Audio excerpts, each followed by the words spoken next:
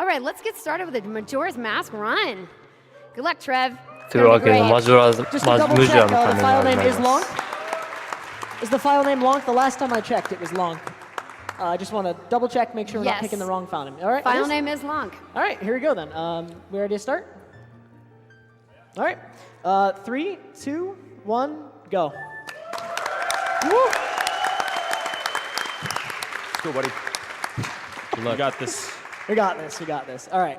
So this is Legend of Zelda Majora's Mask, originally for the N64. I'm going to be playing on Wii Virtual Console for this run. Saves a good deal of time on loads and is a lot less lag. The N64 original actually has a lot of lag in almost every area of the game. Really, I don't know. たくさん数時間前にはありました。 So we have a short intro here. The story of this game, the way it starts out, is Link is on a journey. そうです。ゼルダは昔の64のゼルダはみんな日本語版です。最近のゼルダはスペイン語とかイタリア語とかドイツ語とかがそれぞれ早かったりするんですけど。Who left at the end of the game? So it's implied we're looking for Navi in the Lost Woods, and during that time, we are going to encounter a certain someone who forces our quest to Termina. So really quick. This is the all-mask category of the game, so it's going to be a little bit different. If you're used to an any % run of this game, we need to get all 24 masks on the mask sub-screen. Like what's really going to set this run apart from maybe other games, and even just the any % category of this game, is that the 3-day system within this game is going to come into play quite often. There are a lot of events, a lot of masks that can only be obtained at certain times of day, certain like either day, night, or even specific hours during the day or night. So the way this is routed, I need to play very well in order to make all those events. Decent amount of in-game time management in this one, for sure. All right. So we have just been ambushed by this mysterious figure and his two fairies. We're going to learn that this is Skull Kid, and the two fairies are actually Tattle and Tail. Little pun there, Tattletale.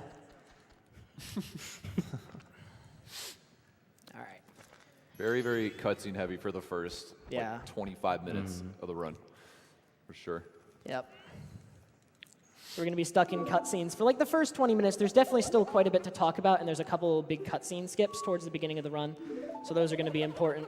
But as we're going to find out, we're actually going to be locked out of the majority of the items in the game pretty early on due to another upcoming cutscene. But we'll get to that when we get to that. So I'm actually, about another 30 seconds, I'm going to gain control, and what you're going to see me do is... dreaded logs. Dreaded logs, the hardest bit of movement in the game. So what you're going to see is I'm actually, if you're familiar with OOT runs, you're probably aware that backwalking in the N64 Zeldas is significantly faster than pretty much most other standard forms of movement. This game does have a mask that we'll get fairly early on, which will speed up movement significantly. But as far as in my human form, without any items, we're going to be doing a little bit of backwalking here. Rolling is also fast. Yes, rolling is cyclical. It actually has a similar top speed to backwalking, but it has to accelerate and decelerate. So I'm going to set up an angle, backwalk, and then do a couple jumps, and then we're going to have control taken away from us right away again for some more cutscenes.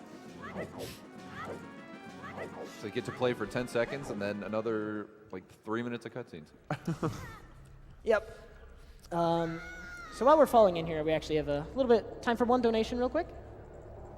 Alrighty, we've got a $200 donation from Xanatan. First donation, long time watcher. Really do love this event. Majora's Mask, hype!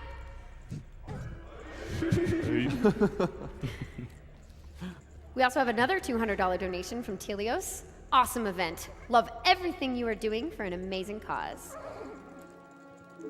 All right.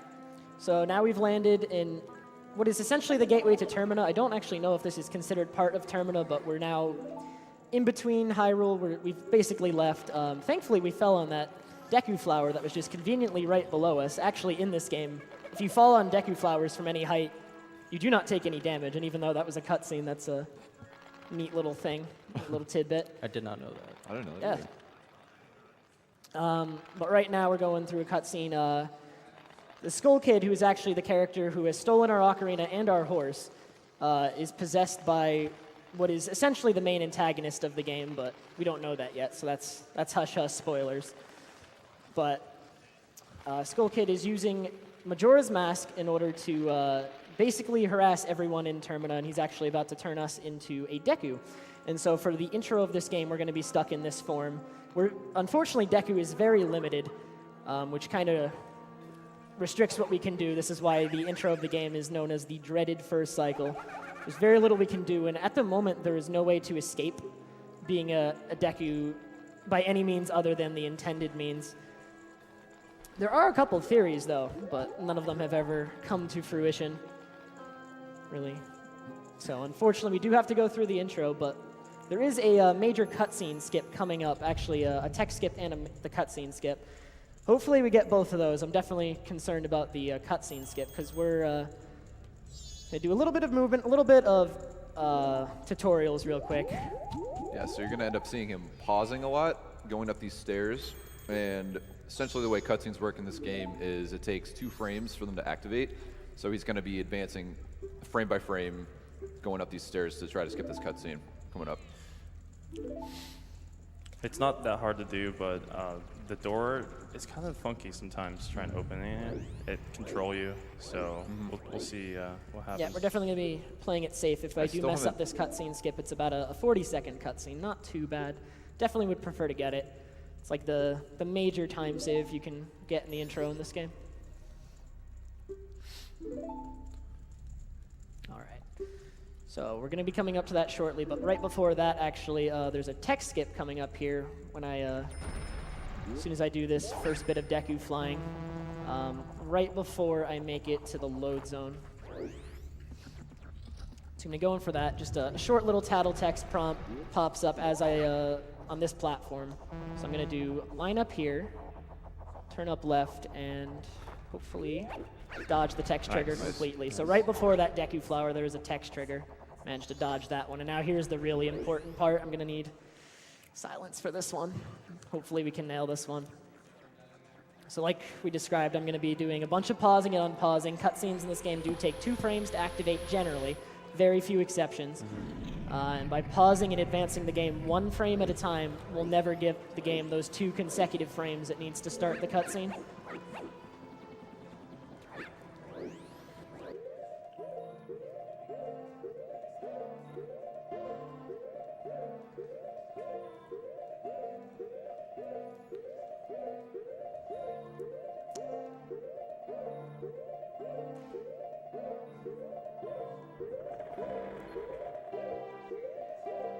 Oh, nice. That was pretty good. 46. 46 is good. All right, that was pretty good. Didn't even get door troll. The little thing that can happen there is as you hit the door, it actually pushes you back and forces you to buffer even more. So that was pretty fast overall. I still haven't found a consistent way to not get that to happen. Yeah, it's little very tricky. specific. You have to hit the door in a specific It's position. all about your timing, Yeah, you rolling can- up the and stairs. Angle, yeah. You can open the left or right side of that door. Either way it works, but yeah, you have to do hold a different direction if you're opening the other door. All right, so we've now entered Clock Town. You're going to notice that a little clock has appeared at the bottom of the screen, says first, and shows the hour, actually. Once you enter Clock Town, begins the 72-hour countdown, which each hour in this game is about 45 seconds. So it's a pretty short timer overall, but within that time, you need to do what you can to stop the moon from crashing into Termina. But actually, I want to accelerate that process because, like I said, we're in the intro right now. I'm kind of restricted, still stuck as a Deku. I actually want to get out of that segment of the run as fast as possible. So we're actually going to be talking to Grandma here and picking this story, which advances a full day. So it's now the 2nd day, and we're going to do it one more time to get to the 3rd day. Shoutouts to Nana. But yeah, until we get to the end of this 3-day cycle, we actually cannot get back our ocarina. And until we get back our ocarina that Skull Kid stole from us, we can't become human again. All right. So now we're on the final day, and that's not quite good enough yet. I want to get a little bit further, and there's one more way I can advance the in-game time. We're going to make it the night of the final day by going over here, and actually in a shop called the Trading Post, there is a scarecrow we can speak with, and he will advance it to knight for us.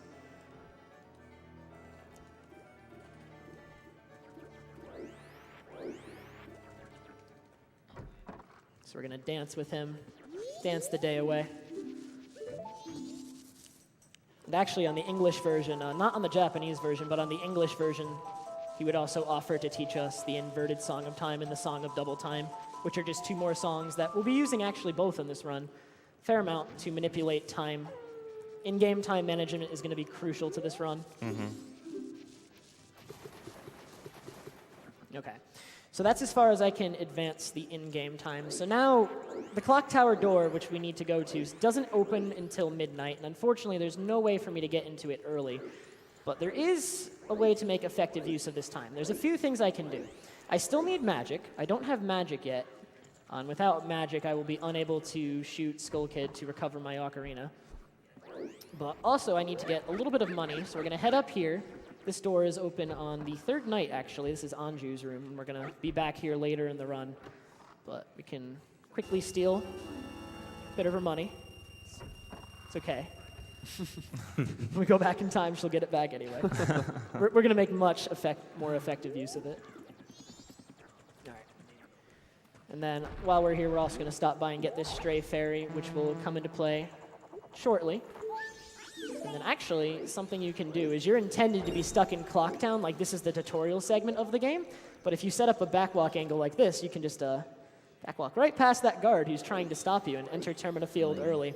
And the only reason I'm doing this is so that I can enter North Clocktown from Termina Field, because there's an intro cutscene that introduces the area, each segment of Clocktown.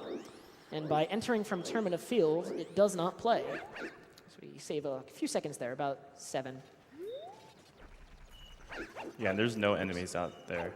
There's nothing. You can grab rupees and Yep, the any spin percent around. category goes into Termina Field just to grab money, but this category needs a lot more money, so we're not going to risk heading into Termina Field quite yet. You could end up going into that into Termina to get rupees, but if you don't have 99, then it's not good for this category. Yeah. We need every rupee we can get. Yeah, the rupee count is very exact in this run. You need all 99, and you have to manage it later as well. You need to grab as many as you can. Yeah, we need to eventually get 200 rupees into the bank for a trick very late into the run, but that's what gets us the adult's wallet. We are actually going to need the fully upgraded wallet in this run for a mask we get towards the end. But as for what's happening right now, the stray fairy I collected earlier was actually a piece of the Great Fairy in this fairy fountain. Not just us, but Skull Kid has actually been harassing all of the denizens of Termina and Clocktown, and so a lot of people have something wrong, something we need to do to help them in order to right what Skull Kid did. And for all the great fairies, just so that they cannot aid us, Skull Kid actually shattered them. So that one only takes 1, and we will actually not be helping the other great fairies throughout Termina, but they all actually have 15 stray fairies that you need to collect. So we're going to deposit all the money we have here.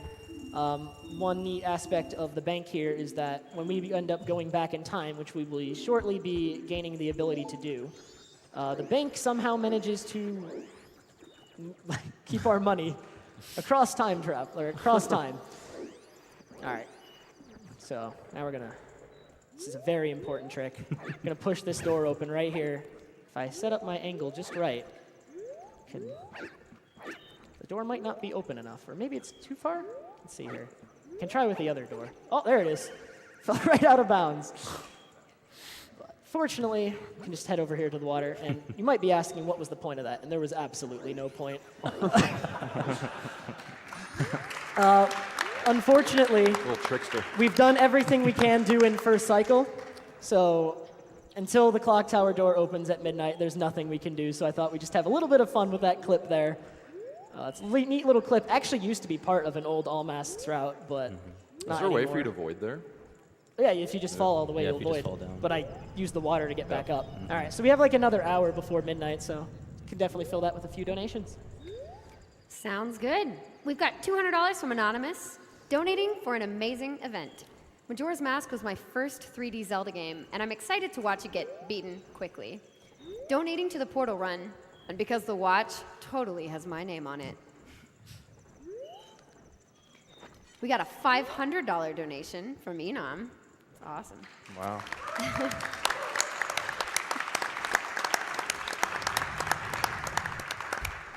Who says, I really want to see that solo Portal 2 co-op speedrun. Just how, though? SGDQ crowd, don't let us down. Let's hit that 200K. All right, so we've hit midnight. Clock Tower is opening. For some reason, I guess it's automated because pretty much everyone has abandoned Clock Town at this point. They've all fled. The moon is very close to falling at this point. It's basically right overhead, so Clocktown is basically empty at this point in the run. But we're still here. We're going to go confront Skull Kid, get back our ocarina, and we don't know where our horse is yet, but we're going to be getting to that later. But from here, got a short cutscene, and then thanks to the magic we obtained from the Great Fairy, we'll be able to hit him real quick, get our ocarina back, and hopefully return to our human form at some point.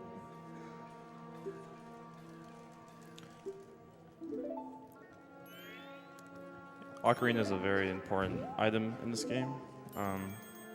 It can't really do much without it.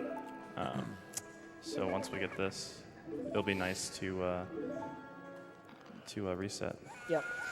Until we get our ocarina back, the game is what's basically a first cycle state. The Termina field we entered earlier actually is very different from the normal Termina field.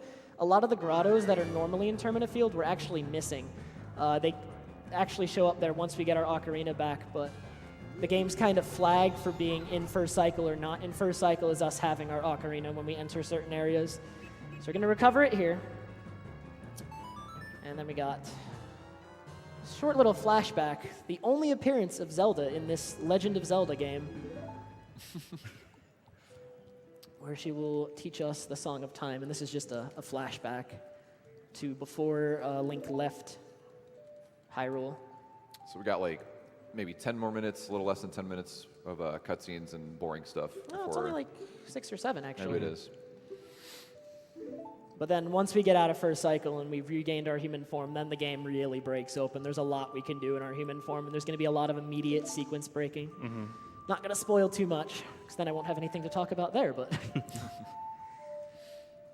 So we'll be getting the Song of Time back. In Ocarina of Time, this song only has a few uses. It opens the door of time, which you generally need to do in a casual playthrough to beat the game, but it also... Oh, and it moves a couple of Song of Time blocks, too, throughout the game. In this game, the Song of Time will allow us to return to the beginning of the first day. So it is our way to stop the moon from falling. We don't have the means to stop it right now. We actually need to...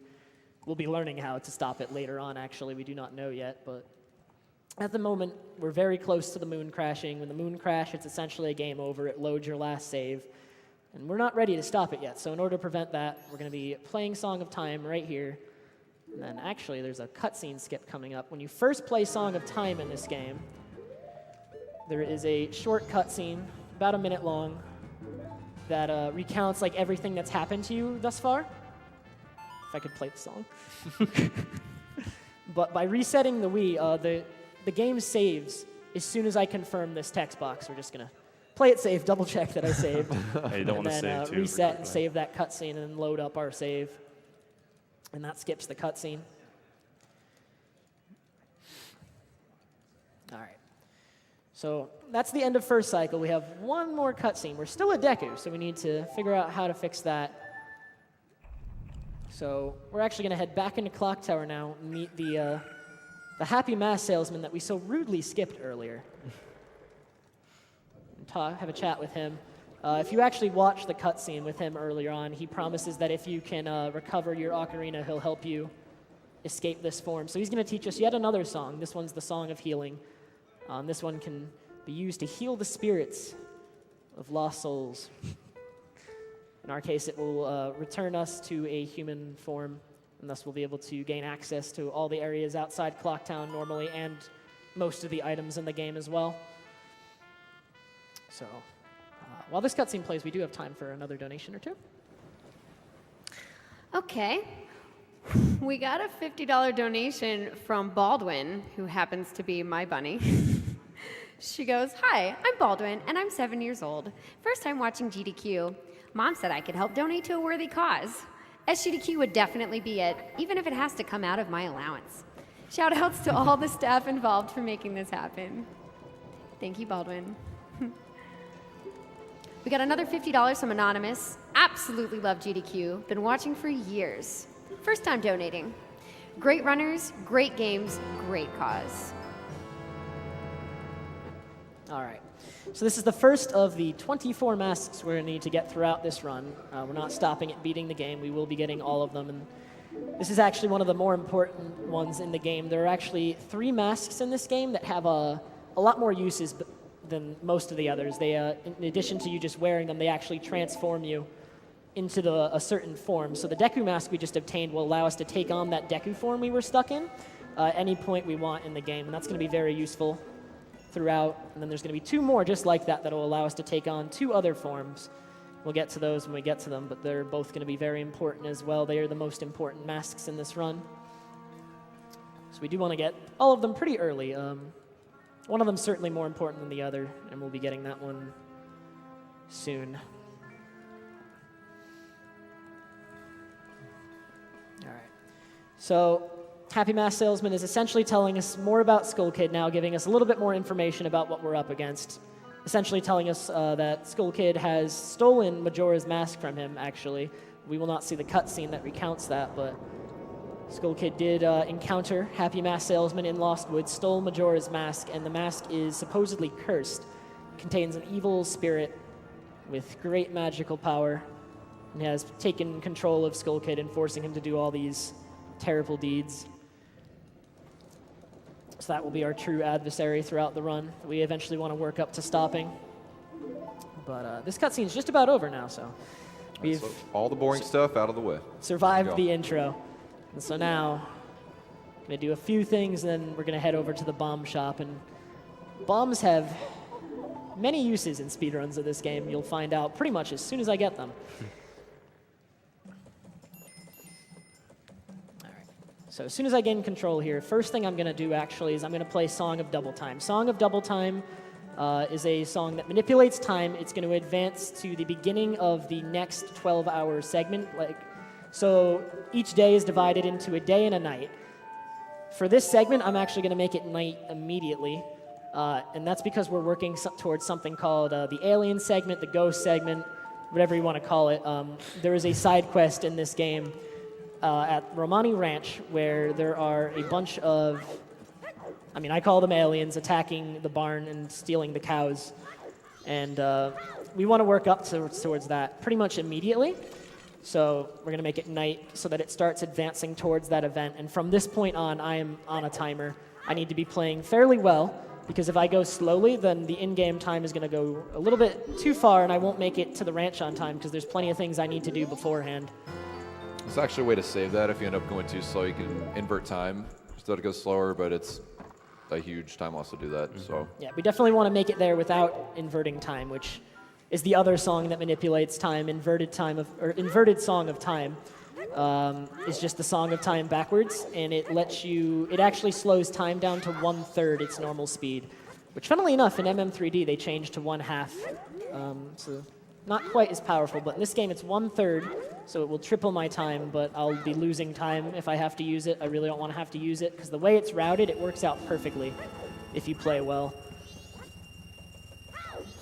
It's going to be really important for Trev here to have good movement, and he's going to be backwalking and rolling, trying not to lose any in-game time, unnecessary in-game time. Yeah. So what I just did there is we quickly talked to Anju with Cafe's mask on. Cafe is Anju's boyfriend, I guess. They're actually set to be wed, and mysteriously Cafe has disappeared. So for some reason, Cafe's mom has a mask of her son's face, and is tasked me with going around and looking for him with it. But we're going to talk to her, and that sets a meeting at midnight that we actually need to be present for.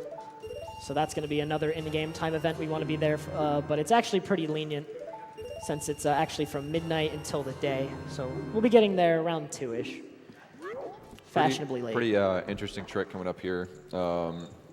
He's going to be basically hovering over into this area where in South Clocktown there's an owl, but this owl is not the exact same owl as the one in South Clocktown. So essentially what he's doing here is he's going to bomb hover his way up and then hit this owl, and what that does is it allows you to warp to different areas in the game without actually being there.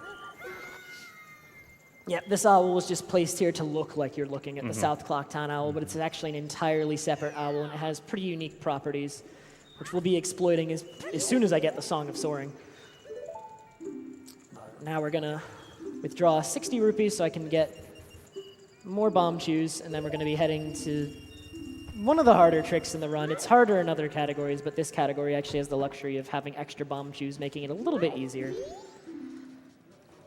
But actually, what I'm going to do here is, these bomb chews cost 40 rupees each, but if I mash fast enough, actually, the game only checks your current rupee count when you buy something, so by mashing fast enough, I managed to just buy 80 rupees worth of bomb chews with only 69 rupees, just by, like, my rupee counter depletes 1 per frame, and so just by mashing fast enough, it hadn't yet depleted underneath 40, so I was able to buy an extra set of chews for less money, and that's important because I need the rest of the money in the bank.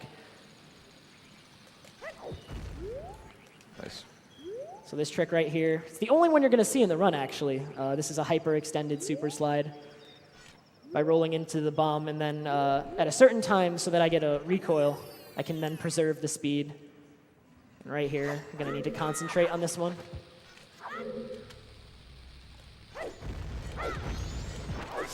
Okay, that's fine.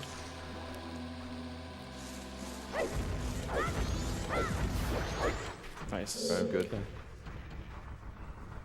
I'm going to do 1 mega to make up for the chew.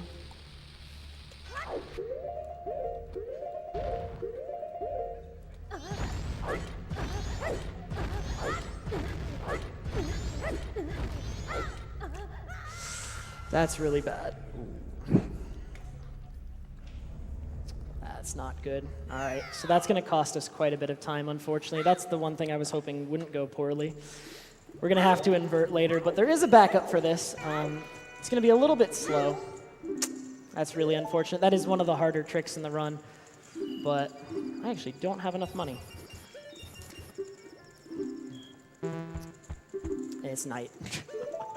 I'm not thinking. This is definitely the one thing I hoped wouldn't go wrong. We're going to have to do quite a bit to make up for that. We do have one more try. I'm going to be able to buy more chews. And we're going to have to go out here, get some more money. This is a rather major time loss, but we can definitely make it work. So there's a couple more rupees that we can get over here to make up for the chews. That is one of the harder tricks in the run. Little invisible rupee right there, and then we have enough for more chews. I am going to wait a little bit to invert. There's no way I'll make aliens now without slowing down time, but I am going to wait a little bit. And we have one more try at this trick with the chews that I'm going to have. And if not, there is yet another backup, but hopefully we get it this time. I really do want to show this off. Yeah, this trick can be extremely unforgiving, Yeah, for sure. Very reset heavy. Because you play 25 minutes into your run, and then if that goes wrong, then you get a nice little reset. Yep. All right, give it another go. You got this. Shoutouts to Popes. I get to do another S, I guess. All right. Gotta really concentrate. Hopefully I get it this time. Think we got a sec for a quick announcement? In like 30 seconds. I will wait.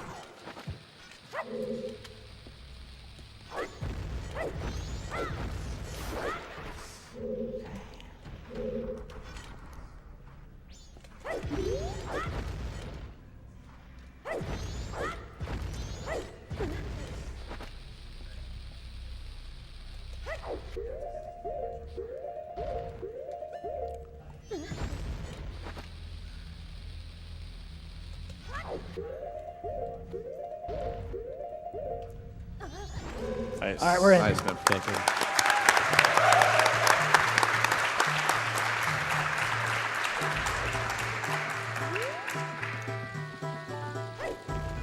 So here, if you have the right height, you can clip right on top of that platform. We'll jump up here. That previous segment's really scary because if you don't get enough distance, you just fall out and void. So, yeah, All right. that was Yeah, good. You can definitely go ahead with that announcement now. We're going to have a brief cutscene where we learn a song. So. Yeah, no problem. Good work. Guys, not only are we over halfway toward getting Portal 2 in for the bonus game, guys, remember, this is an awesome Portal 2 one solo co-op run. So one person doing co-op. It's going to be awesome. So we're over halfway there, but we've also hit our 2 million bit mark. 2 million bits. Okay. So guys, remember, if you've got those bits, feel free to cheer them. We can get that blindfolded Majora fight in for this run. That would be awesome. All right, so now we're learning the Sonata of Awakening. This song will be used to enter Woodfall, generally the first temple that people will encounter in this game. The whole story with this is that the monkey's actually been tied up because he is accused of kidnapping the Deku princess who has gone missing and is actually being held in Woodfall Temple. So the monkey has the song that will let us get in order to rescue her and clear his name. And now I think I'm going to probably play the Song of Inverted Time. Failing that alternate exit. Oh, we didn't even explain that because I was more focused on getting it. When I was in that grotto doing all that hovering to get out of bounds and whatnot, I was actually, all the grottos in this game are on the same map. So if you manage to get out of bounds for one, you can actually hover into others. So what I did was I went into a grotto that was in Termina Field, but there's grottos in Deku Palace, and by hovering to them, I'm able to get to Deku Palace pretty quickly. A little jump up here, Nice. a little scary. And I'll play Inverted Song of Time right here. Need to have enough time to do quite a few things still, but with the Inverted Song of Time, we should be able to make it.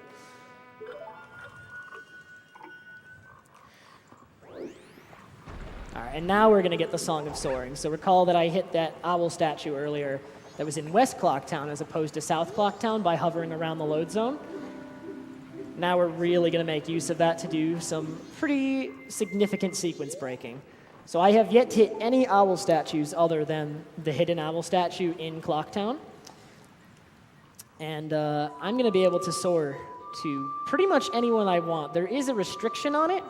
However, it's pretty, like, we can get where we need to go. And like throughout the game, I'm going to be going to certain locations just so that I can get to like all the owl statues in the game. So immediately, now that we have Song of Soaring, I'm going to pause and put my map cursor on Deku Palace and then play Song of Soaring. And with Hidden Owl active, where Song of Soaring will bring me, it corresponds to where I put my map point. So Deku Palace actually corresponds to Mountain Village. So without ever having been to Mountain Village, without ever hitting the owl, I can soar there. And that's going to be used extensively throughout this run. So we're going to grab a quick bomb drop there, and then do a super slide, hopefully. Nice. Very nice. So in-game time is 12. That's a little bit iffy, but with Song of Inverted Time, like Song of Inverted Time is very powerful in this game. So it is 1/3 speed, so we're going to have to leave it like that for a while, but everything should be fine on making it to the ranch to stop the aliens. And just to put it into perspective, the aliens will win at 3:49 in-game time. So I need to be there a little bit beforehand so I have time to stop them.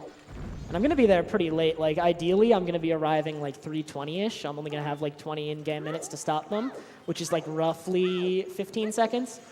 But should be fine. Most of the speed in this game comes from bombs. It's just always bombs.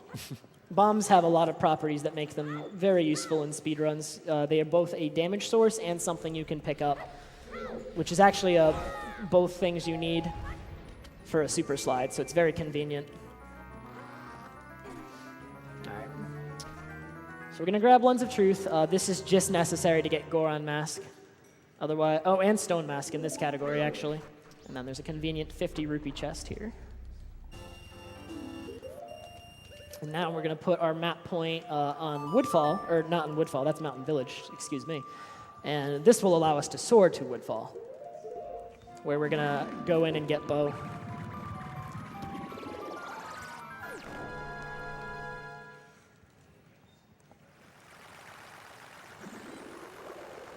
Another thing about the hidden owl index warp is if you hit any of the owls that haven't already been activated, it cancels out the trick. So you want to definitely try to avoid that. Oh yeah, I was like really scared right there. Don't want to do that. One other useful item in this game is bow. So getting bow as early as possible is important. Yep, and we're actually going to be getting Bo and then leaving the temple. If you complete Woodfall first, there are actually a bunch of extra cutscenes, or just one really. After beating Woodfall, you're going to be placed in the room where the Deku Princess is being held, and if you beat Woodfall first, then Tattle, who has been following us ever since the intro, who's our fairy for the game, will apologize for harassing us in Lost Woods earlier. However, if we beat a different dungeon first, then that cutscene does not play. So we will be entering Woodfall just for Bo, but then leaving to avoid that cutscene and coming back later. All right. So we have very few tools at this point, and so but we still can get a little backflip up here, skipping about half of the room. It's just a lot of Deku flying, and Deku flying isn't really that fast. And notice here that I'm dropping Deku Nuts. These Deku Nuts, we want to get rid of all of them because I'm going to be duping bottles over them, actually. The only reason we got Deku Nuts, they're not useful, is so that we can dupe a bottle over of them, which is useful because we're going to need a lot of bottles later in this run.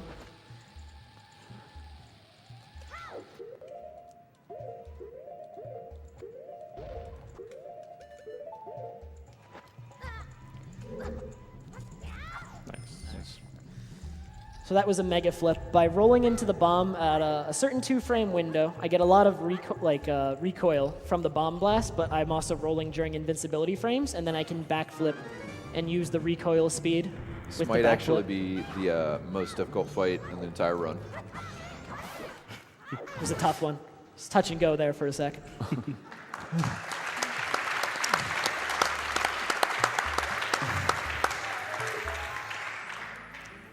So how's our in-game time looking? I think it was 12:45. We can probably uninvert soon. For marathon safety, we'll probably just leave it inverted for a little bit. Don't want to speed up time. Don't want to take any risks. Missing aliens is going to be... It's very hard to reroute around. Like, I have planned for that possibility, but it's really not something we want to try to do. So definitely going to play it safe, make sure we get to aliens. So now we're going to soar out of the temple. And then we're going to do actually a brand new trick. The setup for this trick was found like a week before GDQ, so it's like 2 weeks old now. So hopefully I get it. Definitely got to give credit to Seedborn for finding a consistent setup for this trick. It was found, and it was very difficult to do. Like, no one was getting it 100% of the time.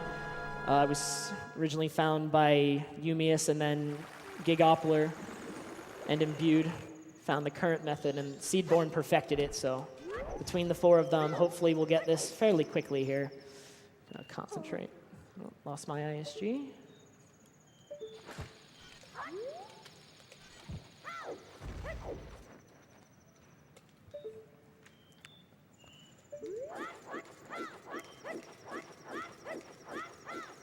Nice. Nice.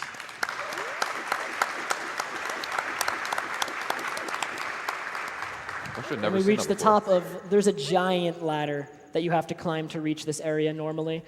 And we skipped all of that. Saves about 20 seconds. All right.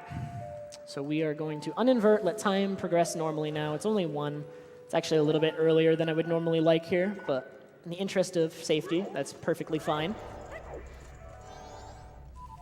And we're going to get our second major transformation mask of the game, this time the Goron mask, which is the fastest mask in the game.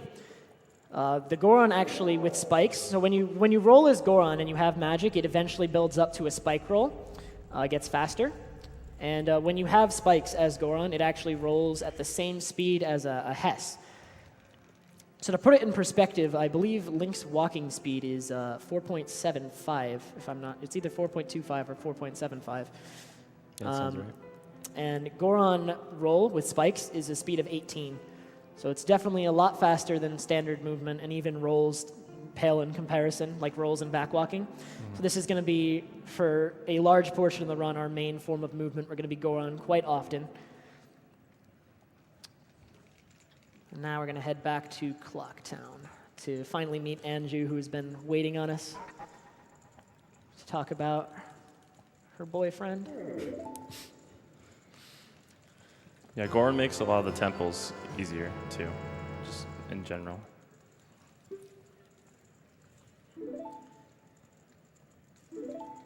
So really quick, we're going to equip Deku Goron, set the map point here, and then I'm actually going to put on Deku before putting on Goron.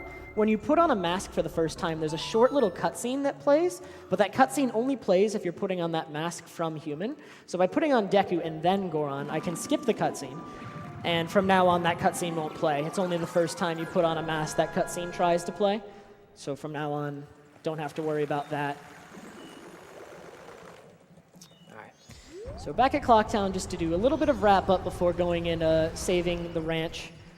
We're going to grab one mask we're going to need at the ranch, actually. And this mask is useful for getting another mask. This is the Bremen mask. So we definitely want to get that before we head to the ranch. This is just a convenient time to pick it up. He's only here at night.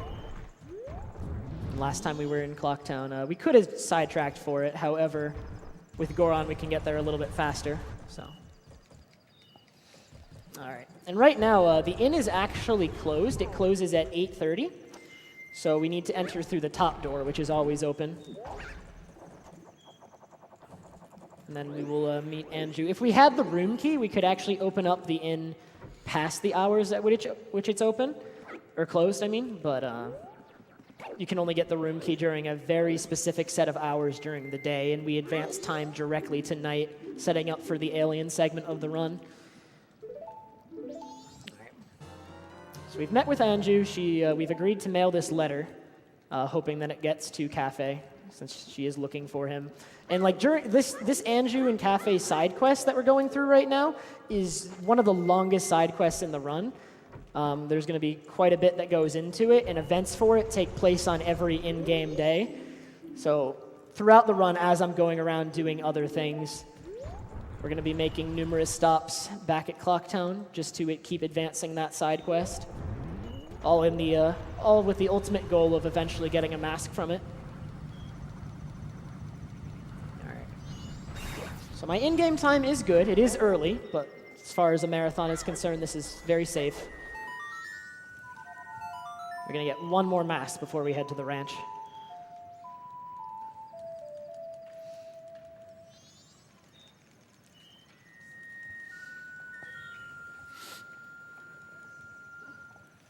You can definitely read a donation or two here.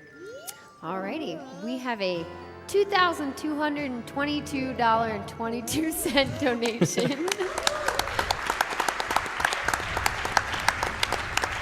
Wow. This is from 22125, and the donation reads 2. We've also got a $125 donation from Anonymous. It says, TrevPerson, so stoked to see you on the big stage here. I just needed to tell you that you are my favorite speedrunner, and you do so much to keep the scene positive and friendly. So there's a very large boulder blocking the entrance to the ranch. We're just going to hover straight in. We normally need to have completed Snowhead and get a very large bomb called the Powder Keg in order to clear that boulder, but we can just hover straight over and slash it, and we'll actually recoil straight into the load zone. And, we arrive actually as the event is progressing. Oops. All right. So they do win at 3:49. We have about a half an hour. This is pretty good. I'm going to shoot. There's one alien on the other side of this barn. If I line it up correctly, I can shoot him right through it. That building has no collision for arrows. And that is all 8. So we have successfully defended the ranch. We do need to clear another wave. And also, while we're here, that's our horse. The game has to stop and tell us.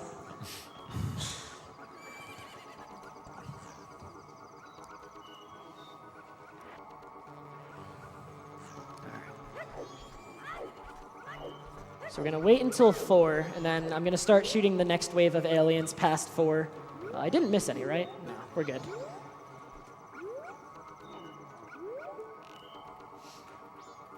So past 4, any aliens I shoot, the one that respawns to take its place does not have enough time anymore to make it to the barn before the event ends. So now that it's past 4, we can shoot this one last wave. And once I've gotten all 8, so that's 4...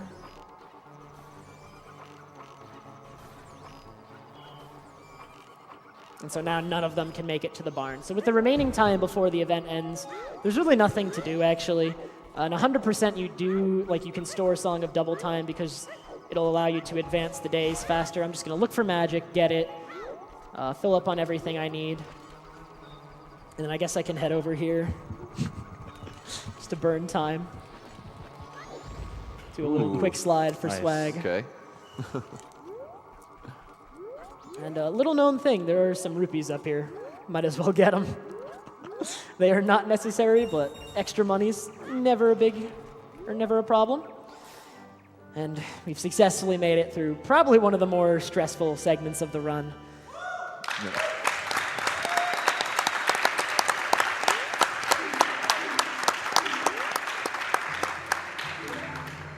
All right, so I'm going to focus on doing this if you guys want to explain it. Go for it. Okay, so Trev will be depositing this milk or drinking it, meaning he's going to pick up some bugs to dupe over some items that he's grabbed. So essentially the empty item slots that he has for the stick and the nuts and the chews, right? He's going to be dropping bugs up here. And essentially what he's doing is overwriting those empty item slots with another bottle. And what this does is when we go to Pirate's Fortress, we'll have enough bottles to be able to... Oh, I guess there's this trick too. But. Yeah, we'll do this trick first. First, we're going to be voiding out. That ladder is obviously very well constructed. And what I did was I actually got Ocarina while walking at the Gossip Stone so that I could, play Ocarina while walking. Fairly self-explanatory. And what I did there is actually called a day reset, which the Song of Double Time should have brought me. I was on first night, so Song of Double Time should have brought me to second day. However, by using the Song of Double Time right as I voided out, it brought me to day properly. Like Song of Double Time from night should bring me to day, but it actually skipped the part of whatever is happening there in the code to bring me to the second day. So it actually just made it day again, but without actually incrementing the day by 1. So it's still first day, and the good advantage of this is that aliens have still been defeated. Even though technically aliens happened first night and haven't happened yet, they're still flagged as defeated, so I'm going to be able to go straight. There's an event that follows the alien segment that allows me to get a mask, and Song of Time there to get back to first day would not allow me to do that, but this way, aliens are still flagged as defeated, and I can still do that. And the big reason we want it to be first day again is so that I can get a Pona song, which is only available on this day. Oh my god. All right, 24. Nice. Pretty good.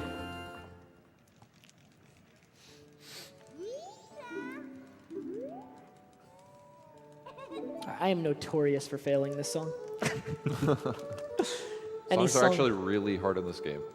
Very, very hard. And I'm playing on a GameCube controller, and the only way for me to hit C up is with the C stick, which is just... Oh, I got it first try. Nice.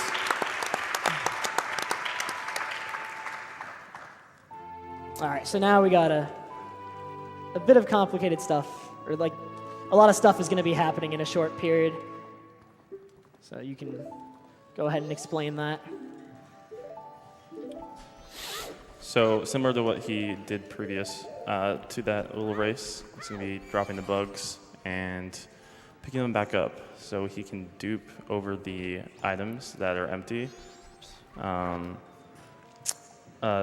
It's kind of interesting looking. So he's going to be doing time stop and playing Song of Double Time, which advances the time. So while that's playing, he can dupe and advance time.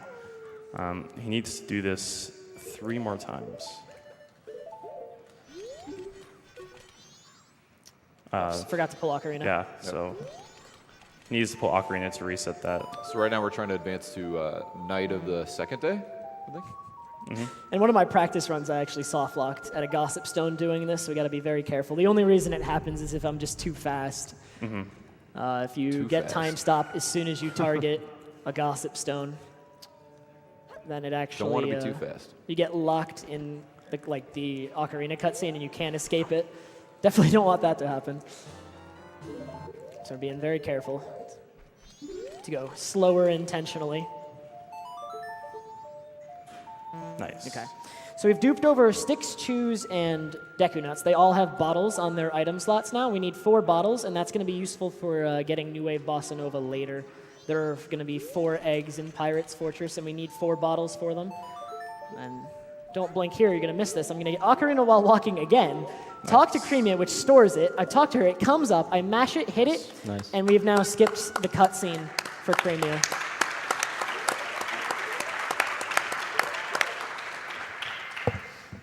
So right now there are 3 cutscenes associated with the Cremia side quest that will get me Romani's mask. We've skipped the first cutscene. We can actually skip the second cutscene as well, and that will be coming up. But since we gained control in between, we're going to come over here. Ooh, hopefully look at all those lemons. they cooperate with us. These guys are a little bit of RNG. There are 10 of them I need to go around and collect, and these guys never cooperate with me. Sometimes they like to hide behind the fences. Yeah, you can lose a lot of time if like one gets behind on the fence and you can't see it. Look at this guy, roaming over to the corner. That's like the worst position he could be in. And the best part is if he He's lets going go further. of B, then Look at this guy. everyone disperses and we have to do it all over again. All right, there's the last 4. Yeah, this is not very good luck. Oh, no, he's wandering away.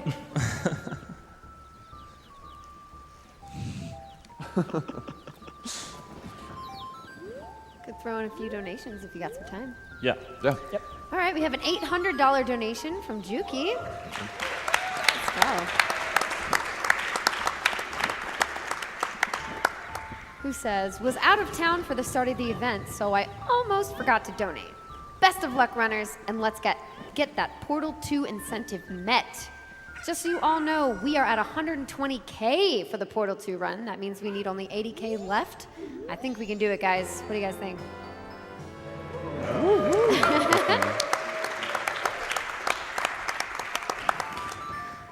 All right, so we just got the bunny hood, which I know many people who've played this game casually always come into my stream. It's like, oh, the bunny hood, you're going to be using that a ton. It makes you run faster, right? It actually nearly, or it does, double Link's move speed. Or nearly, not quite. But it's just outpaced by Goron Mask at pretty much every turn. We're going to be using it a little in areas where we need to stay human, but for the most part, we're just going to be, it's not even worth it to put it on a C button. Just the time it takes to put it on the C button doesn't save enough time to merit using it. It's so the we'll same actually speed be as seeing it very backwalking, little. right? It's the same speed as backwalking. Yes, right? backwalking and Bunny Hood are actually the same speed. Bunny Hood is a little bit faster just because it accelerates up to top speed faster, but beyond that, it's just like, it's never worth using. All right. I said if I did not get a 46, I was going to donate $50 to charity. A 46 in this minigame is very difficult to get. I actually haven't got one in a while. So let's see here. You want to manage the carrots a certain way to maximize top speed.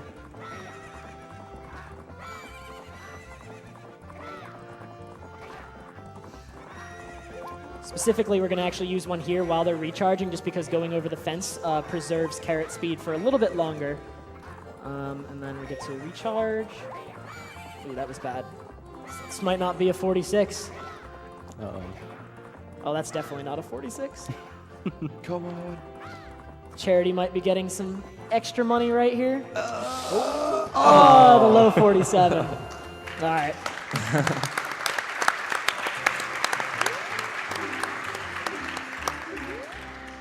So that nets us yet another mask. And now, remember that I skipped that cutscene earlier with Cream Ale on the milk ride? We're now about to skip the second one. So I'm going to do a little thing here with some slashes to get a standstill through the load zone, which sets up my position. Back flip and a roll there. I'm now right next to the load zone. I'm pretty much as close to the load zone back into the area I came from as I can be.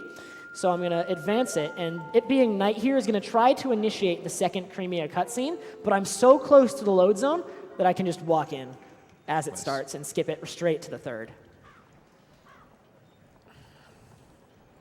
So we managed to skip both of the first two cutscenes preceding this one. And unfortunately, there's no way to skip this one. This one is the primary one that we need to complete in order to get Romani's mask.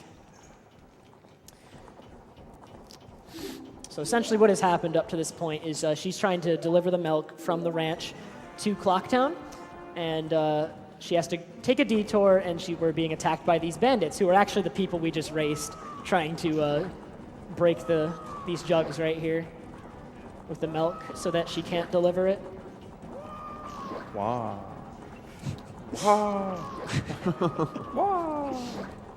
And after shooting each of them 3 times, they no longer have enough time to break the milk jugs. So we just we'll have a nice, lovely look at the moon while we watch this event. And just for the rest, time for donations for sure. Sounds good. We have a $200 donation from Anonymous who says, "Hey, listen." Wrong game. Yeah. We also have a $900 donation, which is awesome.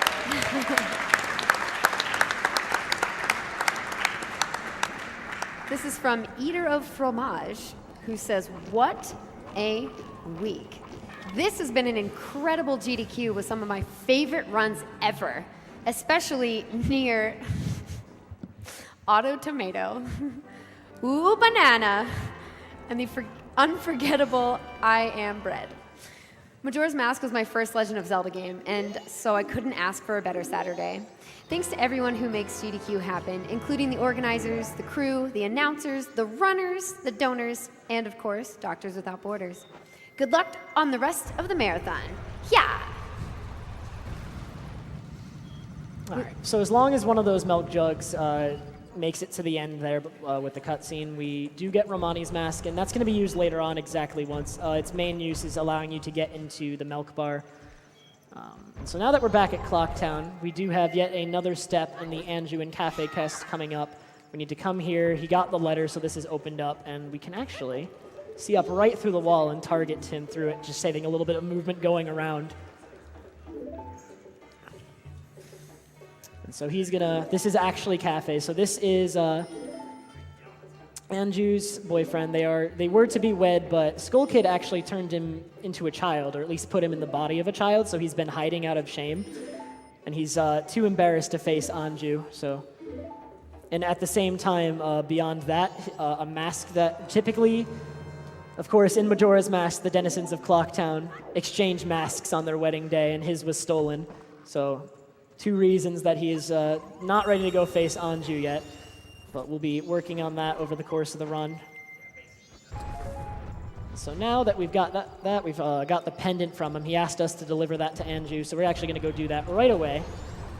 We're going to make it actually just in time for the inn to close. It closes at 8:30, and it's 8:15 now, and the benefit of that is Anju is actually walking to the door to close it, so we just meet her right here.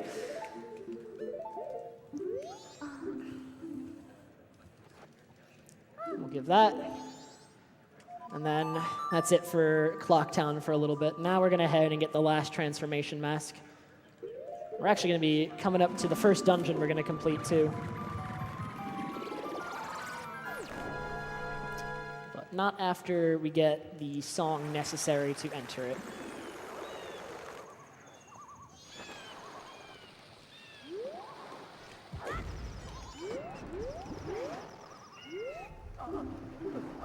All All right. So, Macau here is not feeling too good.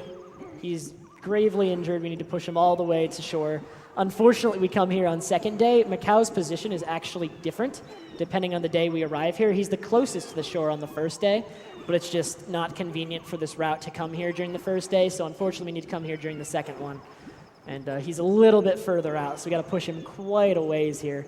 On the third day, he's actually a little bit closer to us, at least. Pushing him is a similar distance. He's just a little bit closer to the owl statue where we arrived. So once we get him to shore, we need... This entire section is just really slow, because now that we got him to shore, he's going to slowly get up, clip into Link a little bit. And now we actually have to watch him walk all the way to, like... Aren't the cutscenes great in this game? Oh, yeah. Now, this cutscene is actually longer, I believe, than the cutscene of King Zora moving out of the way in OOT, believe it or not.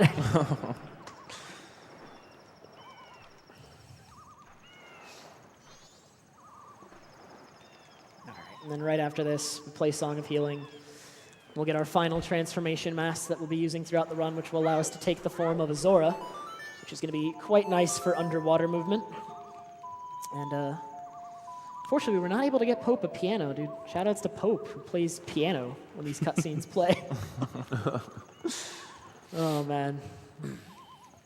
But we do have time for some cutscenes. Some cutscenes. We do have time for cutscenes, yes. Oh my You're God. not wrong. I have cutscenes on the brain, I'm sorry.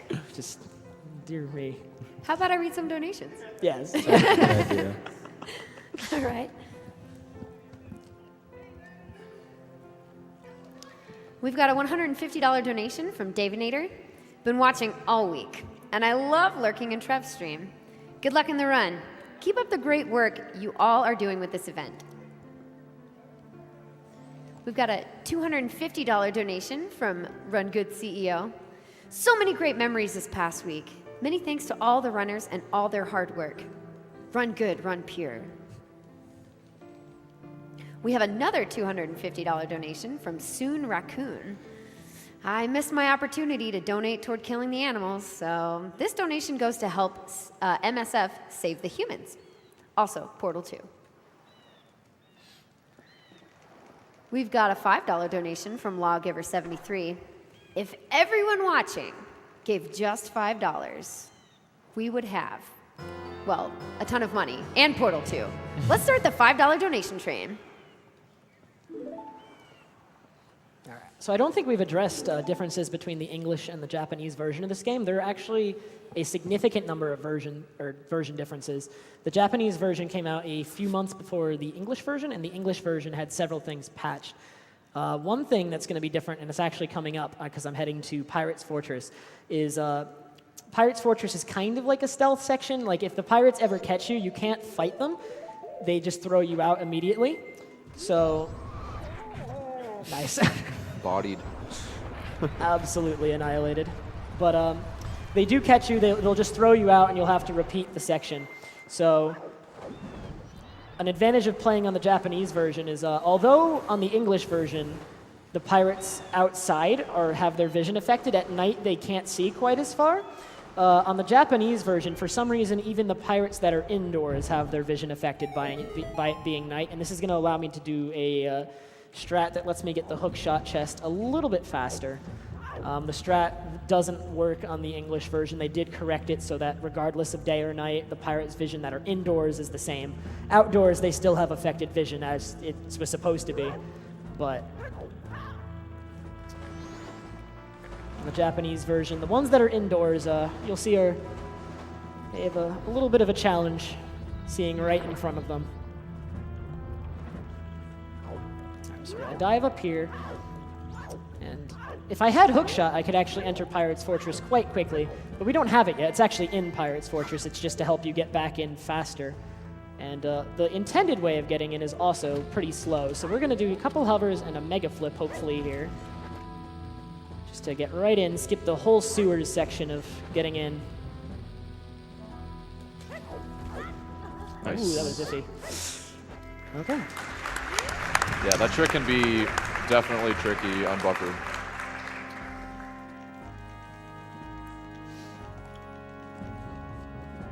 And then here I'm going to go for a neat little movement strat. This one, I've done quite a bit of work on this one. No one else really goes for this one. I'm quite proud of this one. We can get a little angle right there, bonk right off. And then as you can see here, this is where the vision comes into play. I'm going to be right in front of her. She just will not see me. That does not work on English.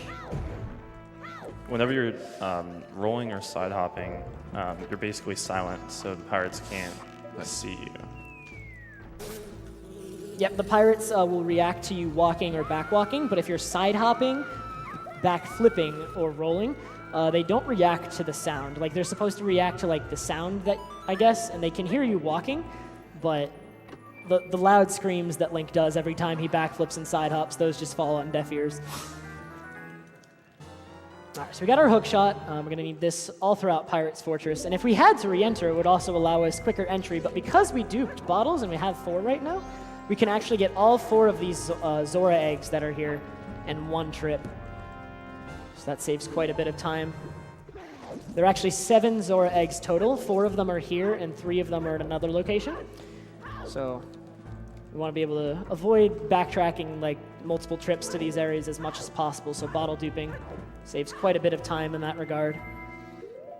And actually, besides that first egg right there, there's supposed to be a pirate fight before every Zora egg that you get, but we can skip it by actually entering through the intended exit of the room with a little jump / recoil there. And enter right through the exit.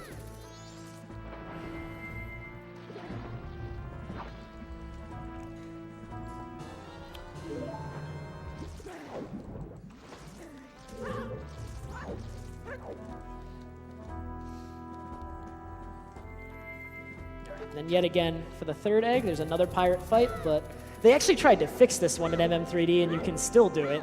They put like a fence here to try and stop it, but you can still do just a little jump right around the roof, get to the exit yet again. We're only going to be fighting 1 pirate for the final egg. That one, there is a way to skip it, but it costs too many bombs to do, unfortunately. So we will be fighting a pirate there.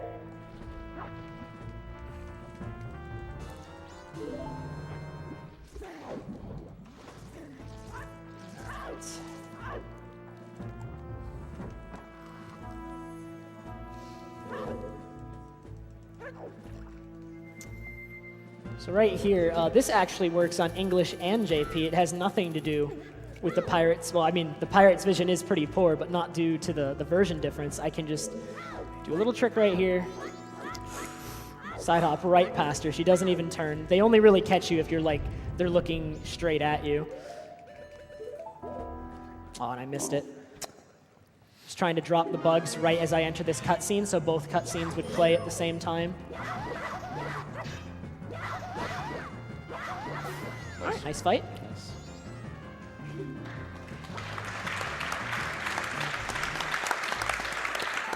All right, so we got to drop the bugs. Didn't quite manage to drop them during that cutscene. And we'll get our final egg before leaving Pirate's Fortress. This tank can be a little weird. There's a lot of enemies in this tank. Lots of stuff going on. But Trevor's going to be doing a trick called Ocarina Items, and without having the Ocarina equipped, he can hold a position called S, and then the bottle and B, and that essentially allows him to pull out the Ocarina without ever equipping it. And since the default location is the cove right here,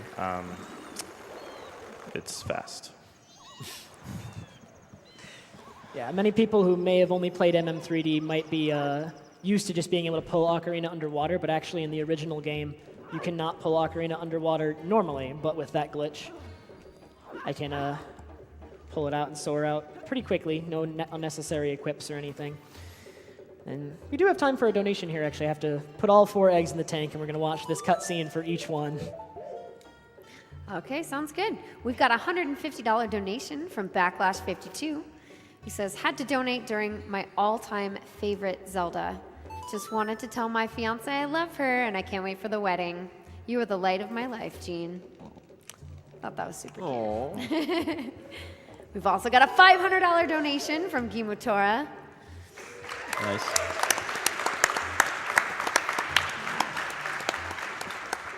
Who says, love Zelda, love the event. Keep up the amazing run, guys. Everyone there is doing a fantastic job. All right, so we're gonna head over to get the final 3 eggs. Once we do that, we'll be able to get the song that will allow us to enter. The first temple would be completing, which is Great Bay Temple. I do have enough magic for this, and actually something I hadn't really been thinking of. When I failed Swamp Gossips earlier, I withdrew all my extra money in the bank. I do need to replenish that at some point. I'm sure I can figure that out. Actually, I have an idea for that, so that'll be fine. Can't really see. Yeah. So there's like a specific path you need to take here. I tried doing it. I couldn't quite see there my visual cues on this TV. That's okay. We'll do it like about halfway, and then we'll head down and follow the signs. Oops, almost too far right there even. But yeah, you're normally supposed to take a picture of a pirate, and then you can exchange it to the fisherman that lives at Great Bay. And from there, he'll actually give you a seahorse that will guide you through this area, but the path is always the same. So if you know it already, you can just do it. And these enemies are, I believe, called Deep Cobras. Just 2 hits with the Zora magic barrier will kill them. If they do get you, they like swing you around, and it's a really long cutscene of you getting hit.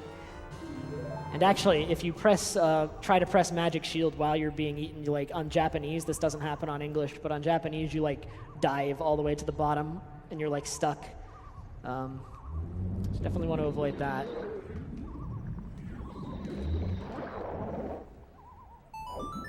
But thankfully, after this, we'll have all the eggs, and we can finally get into some dungeons after, what is it, an hour? An hour 10.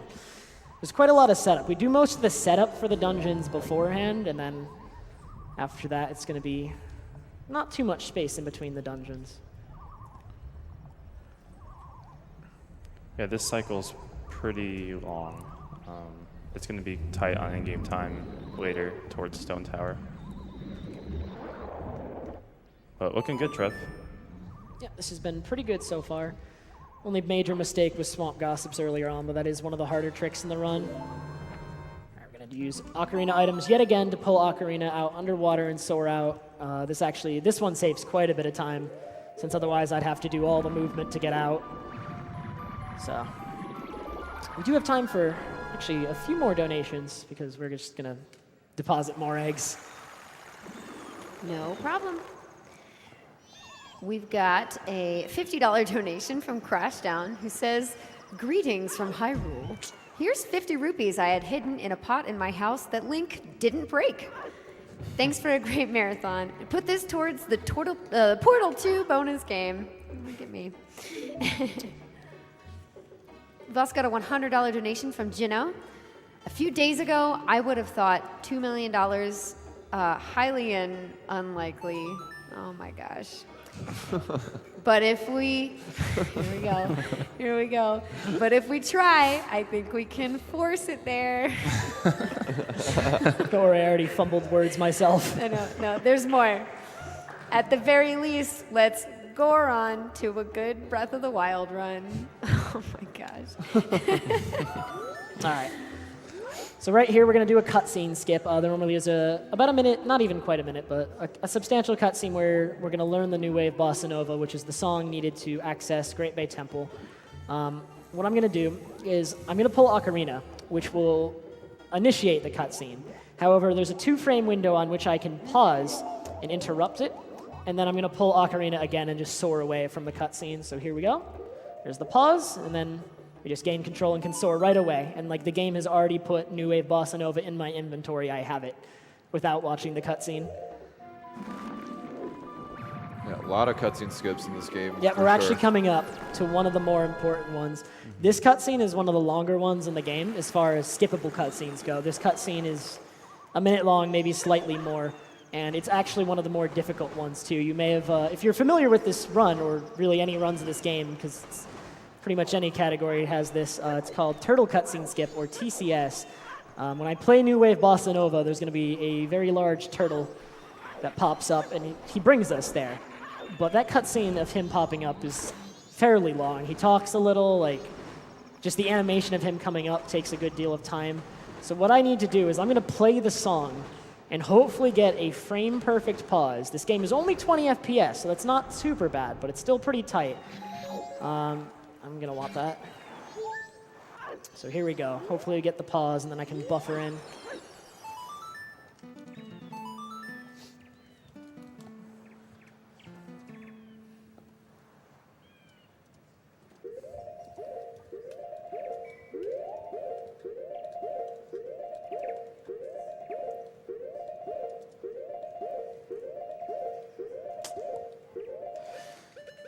Okay, there we go. Nice. Dude.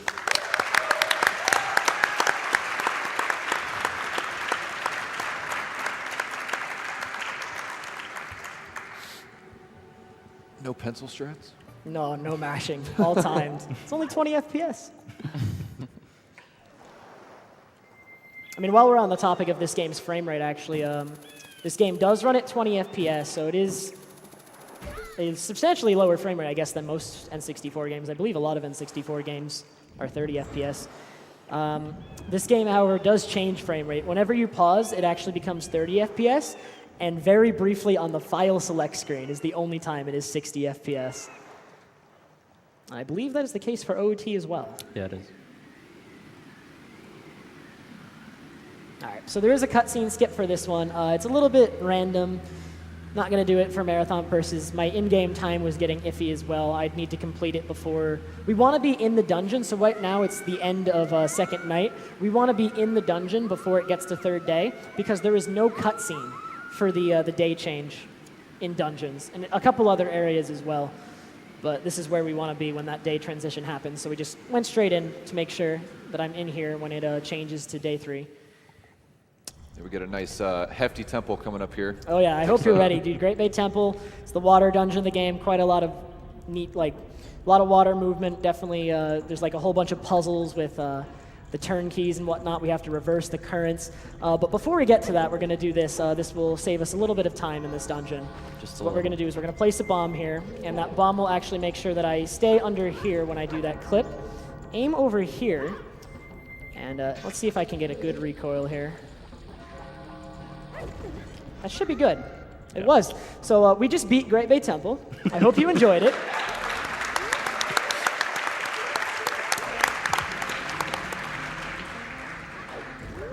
Ooh, that's the wrong weird shot. I actually thought the day transition was going to happen right there, and I can't pause. This time we'll buffer it. So it doesn't stop here. Right now we're going to do a weird shot, and if I aim at the right spot, a little bit lower. There we go. So we can hit Georg before we even jump down. And there is a cutscene that's supposed to happen right there. But if I've already hit him, that cutscene doesn't play. And as a side effect of that, there's no boss music at all. So we're going to be fighting him with the lovely Great Bay Temple music. And you can explain what I'm doing here. I want to make sure I get this. Go ahead, dude. He's jumping in the water with Zora, and Okay, that's fine. Georg has a set path in which he swims up and down, so you can manipulate the boss and hopefully make it on the platform nice. So he just skipped a little cutscene there. So Georg, will instantly start charging, and there's just one cycle left. You should be able to get it done. Arrows are much quicker than hookshot in this game, so for this specific part, it's optimal. And nice, it's good. Pretty good fight.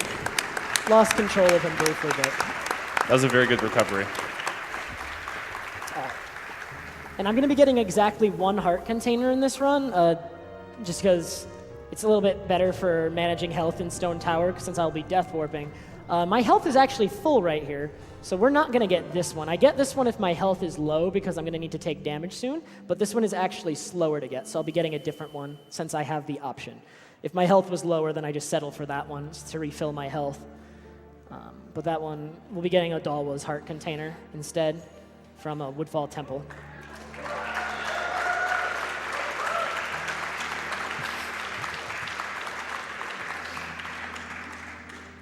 All right, so now we've beaten our first dungeon. We're going to be introduced to actually the giants. There is a giant that looks much like this one. You can barely see him, but he's there. And one of these is trapped in every temple. And once we've beaten all 4 temples, what we can do is he's actually going to teach us the Oath to Order. We can play the Oath to Order on the clock tower, which is where we were in first cycle, where we recovered our ocarina. And then if we have all 4 giants, they will arrive to stop the moon from falling. And that will initiate the game's ending sequence in its final boss fight. So we do need to save all 4 of these giants. There's actually no way to circumvent this at the moment, saving all the 4 giants to get to the moon. There's plenty of theorized moon warps, even in like a theorized credits warp, but none of them have ever worked out. So Hey at the guys, moment, just a quick announcement. If you haven't noticed, we have hit $1.5 million raised for the marathon.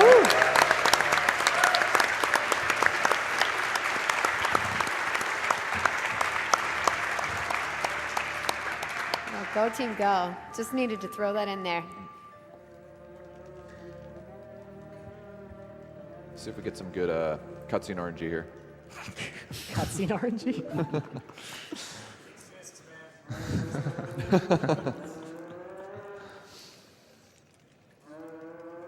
All right, so beating Great Bay Temple first is actually beneficial for a couple reasons. The cutscene that follows beating this temple is actually the shortest of all of them. So right here, the only thing that follows the Giants cutscene, which we couldn't skip anyway, because then we don't learn Oath to Order, and then the game file actually becomes impossible to beat.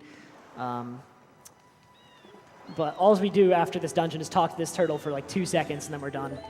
And something I actually forgot to do, I apologize, is I was supposed to Song of Double Time before entering the blue warp, just because there's no cutscene in the dungeon, so we're going to get a brief cutscene, but that's my bad.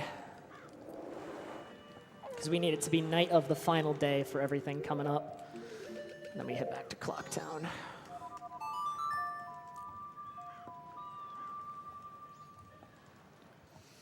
So in Clocktown, we're going to pick up a couple necessary items from the shops. I'm going to be spending pretty much all of this money.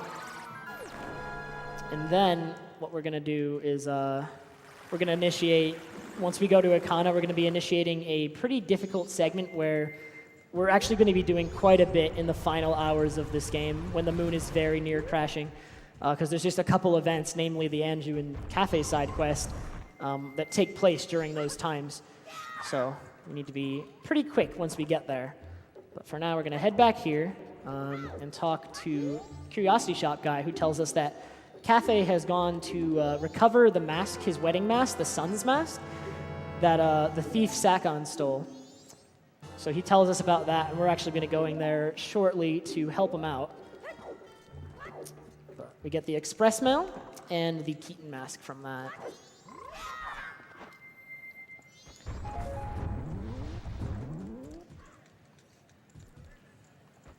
And then we're going to be heading over here, picking up a red potion, some bomb chews, and a fish. That fish is going to be one of the most important things we get in this entire run. Many cutscene skips are not possible without him. Mm-hmm. So we're going to put him right here. Maybe we should even give him a name. He's so important. He's crucial to this run. We can name him Jacon style. No. All right, so yet again, I'm going to buy 80 rupees worth of bomb chews with only 69 rupees just by mashing fast enough before my rupee count depletes. So that'll give us 20, which I need to be careful not to waste any of those. We do have a few extra, but we need to be careful with those. And then lastly, before we head to Akana, we're going to deliver this letter to the postman, so he'll deliver it to Cafe's mom, and then later on we'll be getting the postman's hat from him.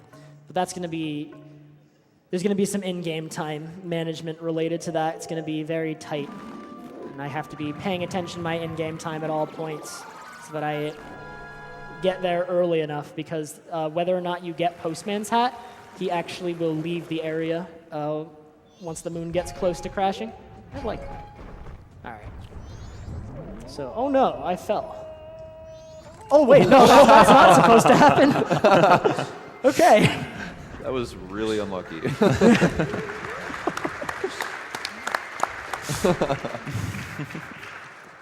All right, let's see if I can get this though. So if we Let's go with that. So this isn't quite DK64, but if the setup's just right, you'll find that there aren't any walls in some places, or at least you can clip into them. Shoutouts to Ragan.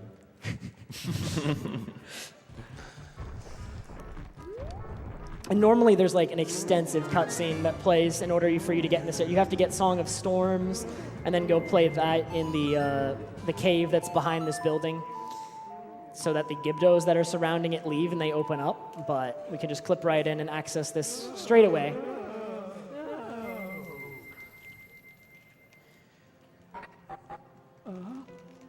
Heal him, grab the Gibdo mask, which would be necessary to complete the Beneath the Well area if you were doing like a casual playthrough or a glitchless run. But we never visit that area since we do not need Mirror Shield to complete this run, and that's what you get there. All right. So I'm gonna hand it over to you guys for this upcoming segment if you want to start explaining it, because there's going to be a lot of cutscene skips and a lot of stuff happening pretty quick in Sakon's hideout.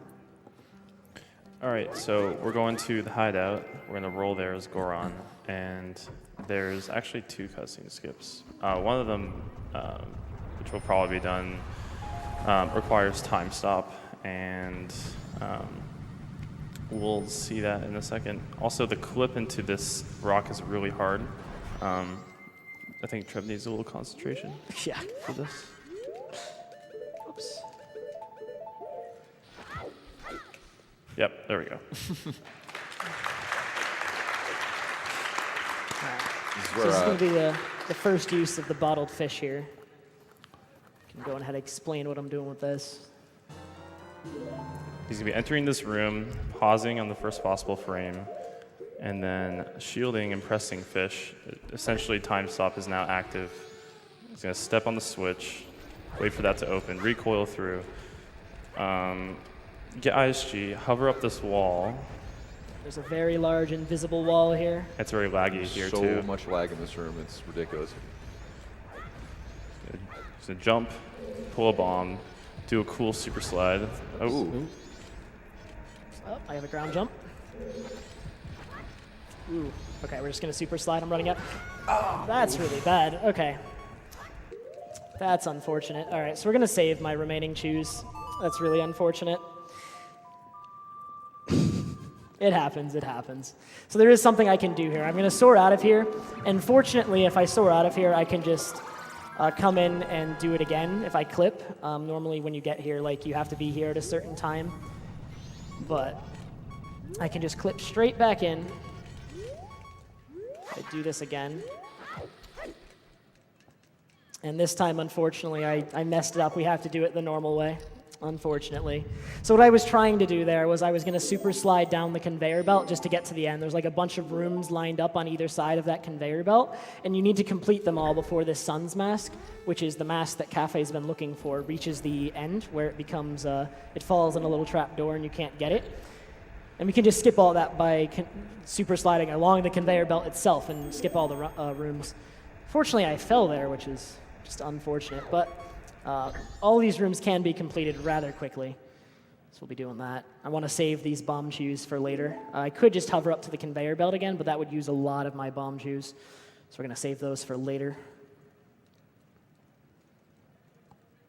So the way it works is Cafe on the bottom, you'll gain control of him, and you'll be alternating back and forth between Cafe and Link. Cafe has to clear these block puzzles, and Link has to clear enemies in the rooms, and I'm actually close to dying. Might see if, I think those pots have a heart in them. Let me double check for that. Okay, I really don't want that. Okay, don't want that Deku Nut, because I have a bottle with a fish in it duped over my Deku Nuts. So if I'd gotten that Deku Nut, I actually would have lost my fish, and we do not want that. So, thankfully, it seems like we avoided all the Deku Nuts.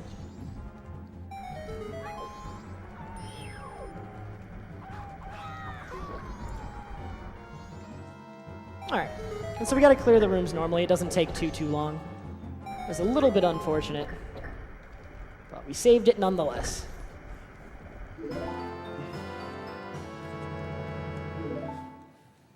So when this hideout is completed, the in-game time will automatically be set to the final hours. So you'll see on the bottom little timer coming up. So now that that's set, Trev needs to go fast and get the stone mask. Yeah, we have quite a bit to do with these final hours. I'm going to be completing 2 dungeons, getting several masks. So we need to go quite fast in order to make all of the things we want to do before the moon crashes. And like I said, the moon crashing, it reverts to your previous save. And our previous save was an hour ago? Quite a long time ago, so we definitely don't want to run out of time. So as long as they go fast enough, we'll be fine. We're also going to be inverting towards the end. So hopefully this works out. There is things that can be done if I make some mistakes, but it's just the easiest if I can nail everything, play perfectly. Let's get every trick. Oh, okay. We're actually close to dying here. Might pick up a heart. Oh, there's a bush with a heart. Just because there's something in this game. It exists in OOT, but it's different. It doesn't affect you nearly as much. Whenever you have low health, and like the beeping sound is playing, the game also has a different camera. There we go. And that camera in MM, whenever you have low health, is like trying to spin on you. It makes it very hard to like move straight. Just affects all your movement. So we want to get rid of that as fast as possible. Oops, a little too close to the sign. That's fine. So what we're doing here is a weird shot, just like I did in Great Bay Temple, so that I can shoot the chest from down here, get up. Then, another weird shot. Nice. Ooh, a little late on the press, that's okay. I have plenty of extra bombs, fortunately. Wrong weird shot. Yeah, the differences between... Oh, nice.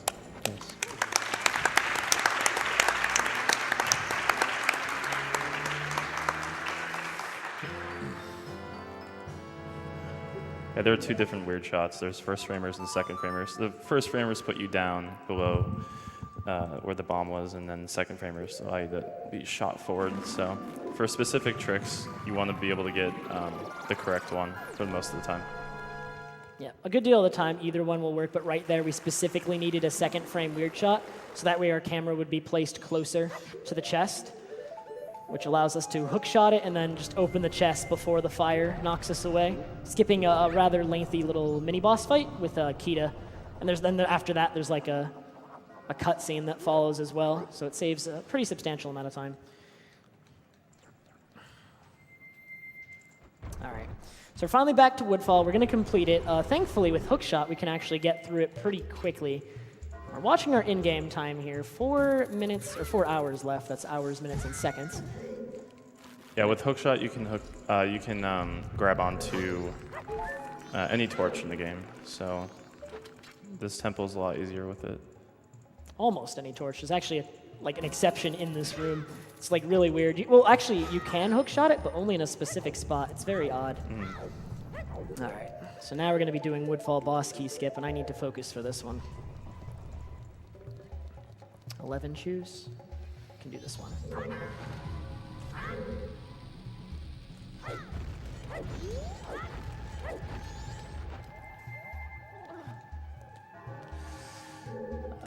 That's fine.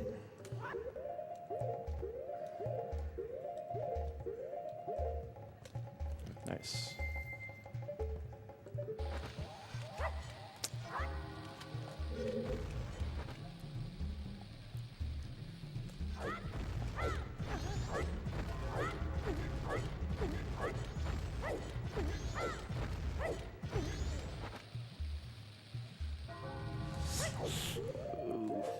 It's unfortunate. Screen shaking. That's still early.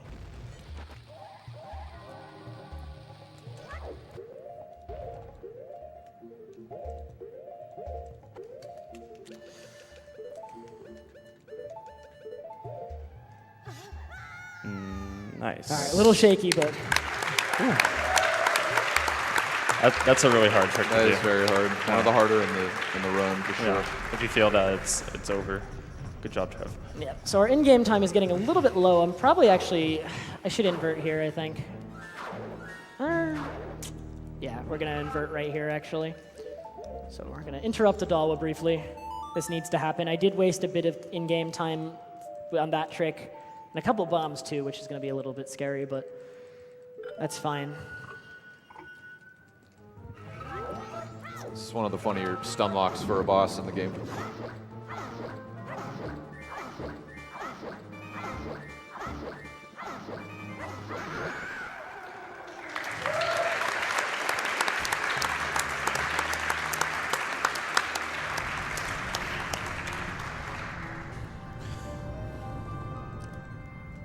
So we will grab this heart container just so that I have a little bit more health, particularly for Swamp Spider House, but that is our second dungeon complete, and because we beat Woodfall second, we will not get the cutscene after where Tattle apologizes to us, and that one would waste close to a minute, so that's useful. And then I don't think we explained how that boss key skip works, so what I did there was I hovered up on top of the pillar that was on either side of the staircase there. And if you target and have the right angle, right as you go over an edge, you can actually target the wall as you're falling, and it'll allow you to actually clip inside. It's called a ledge clip. So I used that to get out of bounds, and then I hovered to the load zone. The way the dungeons are loaded in this game, the entire dungeon's collision and all load zones are loaded from the get-go. As soon as you get into a dungeon, it just loads like the graphics, the visuals for the room you're in, one at a time. So everything in the dungeon is still there. Like actors aren't, so like enemies and whatnot, but like all the walls, all the floors, and the boss door load zone are still there. So I can hover to it and do a mega flip and skip needing the boss key. So that skips, saves about 2 minutes, I'd say, actually, getting the boss key, and then you'd probably have to, you'd have to work your way through the room still. Yeah, look at that moon, it's right there.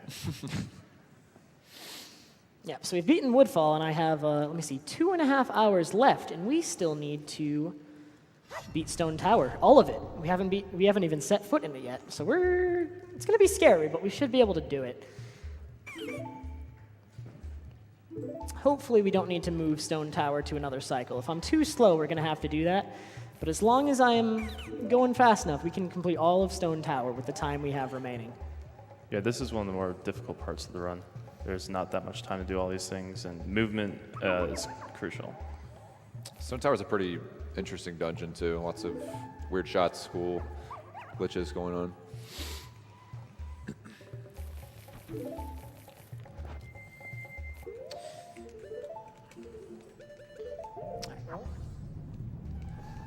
So we're gonna save the Deku Princess, put her in the luxury bottle, transporting her back to Deku Palace, and this will open up one more mask to us that we want to get before we head to Stone Tower.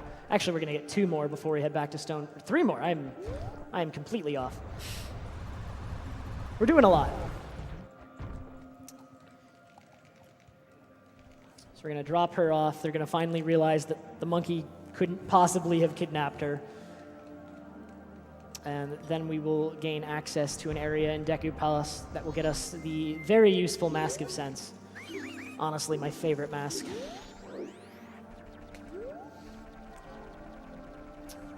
Okay, yeah, this in-game time's fine. I'm still low on money, though, so we're gonna have to fix that at some point, but that should be easy enough.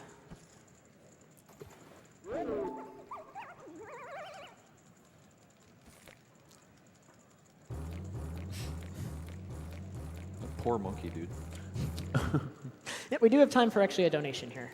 All right, I was just going to ask. Yep. Guys, we've got another $1,000 donation. Wow.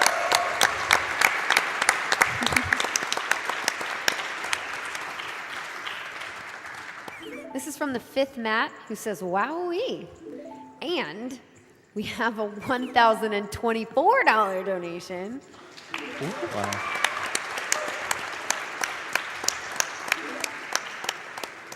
That's from Yuzuki Yukari, who says, 2. All right, so now we're gonna head over to the little side cavern, but on my way I'm gonna stop, pick up the rupees right here. We're gonna need these later. I'm gonna read that sign, very important, totally not an accident. And then, if you've ever seen Dampe and OOT, who you have to like race to get the hook shot, this is like that, except taken to the extreme. It's a lot longer, a lot more obstacles, so I'm gonna focus here, see if we can get a really nice one.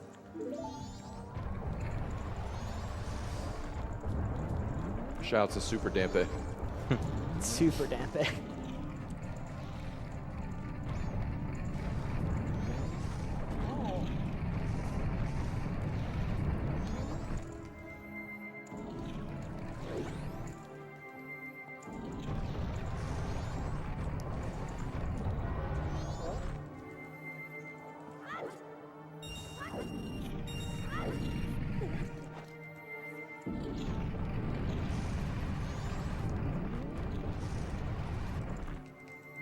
Upcoming is Flame Room Skip if you want to briefly cover that one. So in this upcoming room, there are flame walls, but if you approach with enough speed, you can just roll right past all of them. And yeah, you got it. Nice. The speed. That area is intended to be a maze that without the butler leading you through it, you can't make it through, but you're not even supposed to have Goron at this part, and using Goron we can just speed right through it, and actually I'm very ahead of the butler right now. So this little side thing doesn't end until the butler reaches the end, so I can be a little bit slow and be careful just because I'm gonna have to wait for the butler anyway. It's actually a hilarious thing that can happen here, where if you're too close when he's landing, he goes right through the floor. Shoutouts to Kyle. Multiple times. Yeah, they fixed that on the English version, but when he lands there, he like half clips into the ground, and if you stand above him when he's landing, it actually just completely pushes, that's not the right place. It completely pushes him underground. And then he just falls down into the void, and you have to restart. Which for our purposes would be really bad, because we are managing our in-game time here. It's getting close. Yep. So what I was attempting to do here, and I played it a little bit safe, so I didn't quite get it perfectly, but what we're attempting to do here is we were attempting to arrive here as close to an hour and a half left as possible, because Cafe arrives in Clocktown and makes it to Anjou at an hour and a half remaining. And we want to be here for that, but at the same time, Postman is also waiting for us in East Clocktown, and we want to be able to pick up the Postman's hat from him, and he leaves with 1 hour remaining. So optimally, you arrive here with an hour and a half, but in between an hour and a half and an hour remaining. I'm a little bit early, so we're gonna have to wait on Cafe. That's fine. It means I'll just have maximum time for Stone Tower.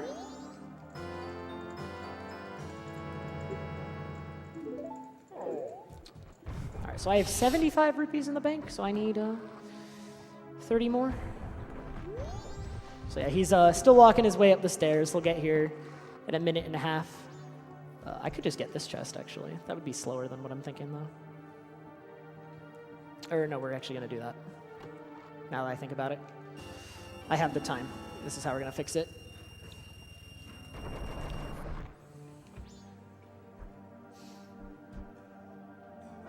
All right.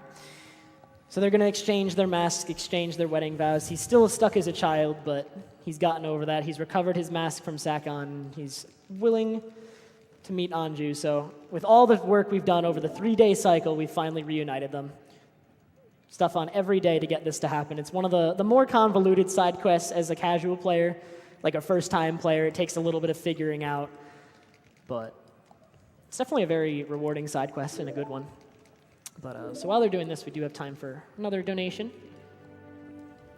Okie dokie. We've got a $200 donation from KC209, who says, "Tingle tingle, kululimpa."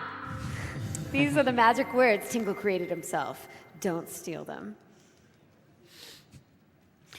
We've also got a $25 donation that says, from P Degrees, that says, "Had to donate again during my favorite game franchise of all time. Good luck on the run, TrevPerson, and I'll donate $25 more if I can get a yag from the crowd." Yeah! Yeah. Nice. I approve. All right, so normally right there, I would head out and immediately sort a Stone Tower, but because of the Swamp Gossip's mishap earlier, we are short on money. So thankfully, there is that 100 rupee chest right there. We're just going to pick it up, bring it over, This is wasting a few of the minutes I have here for Stone Tower, but I still have plenty, yeah, 125. That should still be fine. I'd rather have the full 130, but we can do it. Whoops. And so from completing that very long Anjou and Cafe side quest, we got the couples mask. Definitely a reward that justifies everything we went through. It gets us 1 heart piece.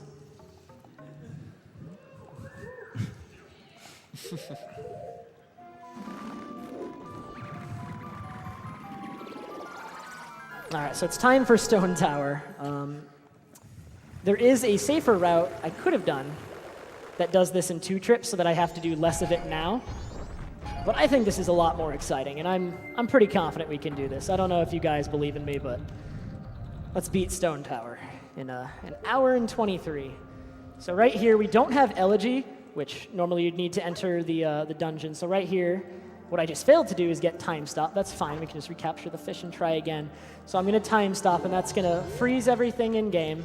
So the block is just stuck there, so I can just walk over to it, cancel time stop, and it carries me back into the dungeon.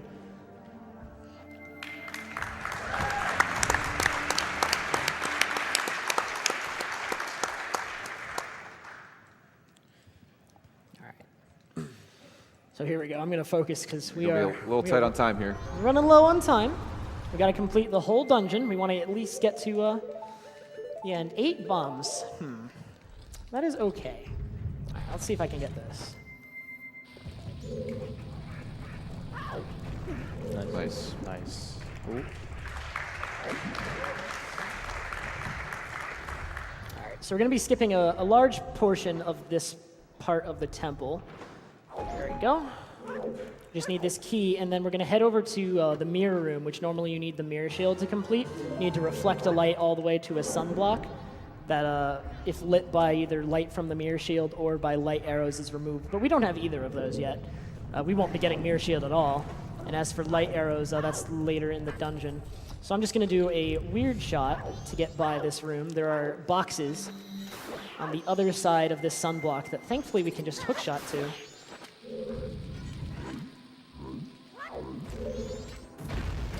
We got a bomb drop. Very good.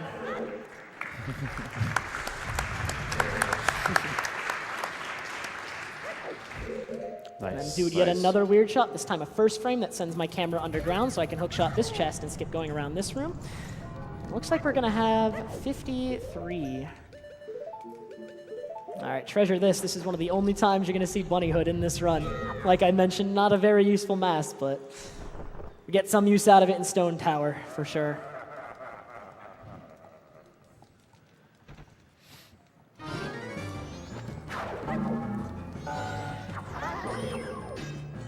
Actually, I just...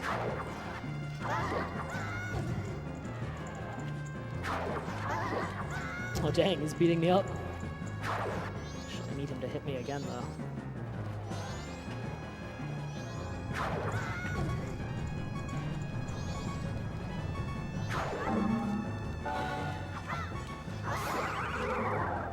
Alright, wasted a little bit of in-game time there. We got 40 left. Pretty low on health, too. But this will get us the light arrows.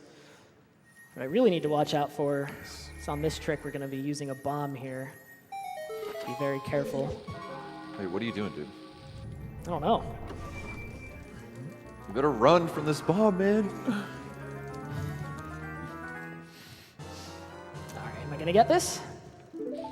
Oh no! All right, I'm not very good at faking it. That was a death warp. That was intentional. I tried. My chat makes fun of me. I am not good at faking that at all.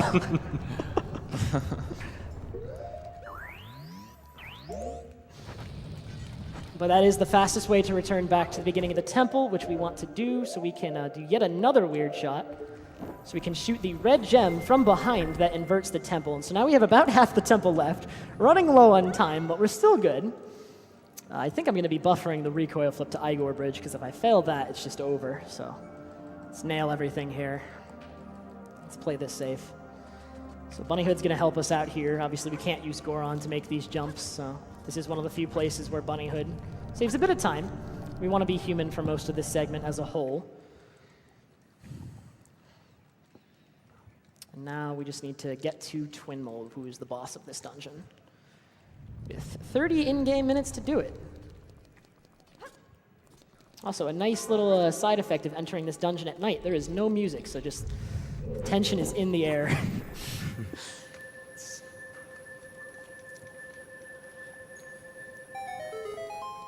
All right, plenty of bombs. We're actually gonna do the sword recoil just in case, though. So we're gonna jump slash in this gust, hit that, recoil right to where we need to go, and then we're gonna do a recoil flip here, which I am going to buffer. We do not want to fail this.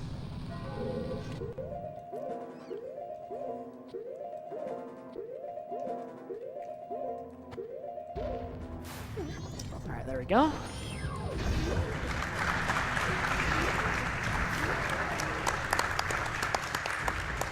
Whenever you want to do a trick, the screen just starts shaking. I know. I've been getting really unlucky with the screen shaking when I'm trying to do tricks. It's very distracting and hard to time things.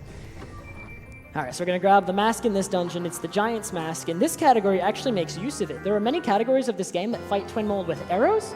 We will actually be making use of it because we do not have fire or ice arrows, which, if you didn't know, the Twin Molds, there's a red and a blue Twin Mold, and both Twin Molds are actually weak to the elemental arrow of the opposite color.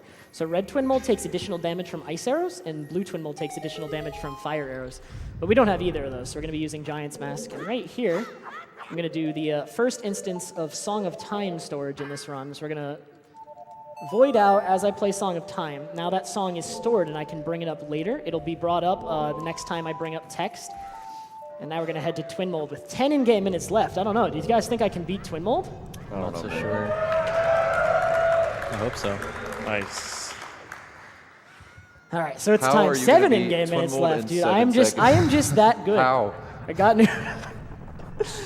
I am just that good. So you'll see. Twin Mold is just getting owned.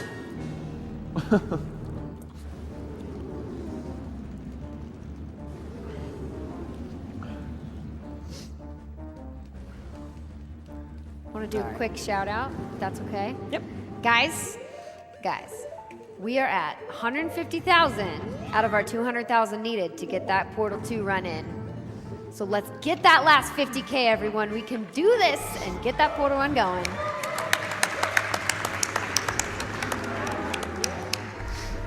All right, so it isn't actually possible to beat Twin Mold with 7 minutes remaining. So that Song of Time that I stored earlier, what I did was after storing a Deku Stick Jump Slash.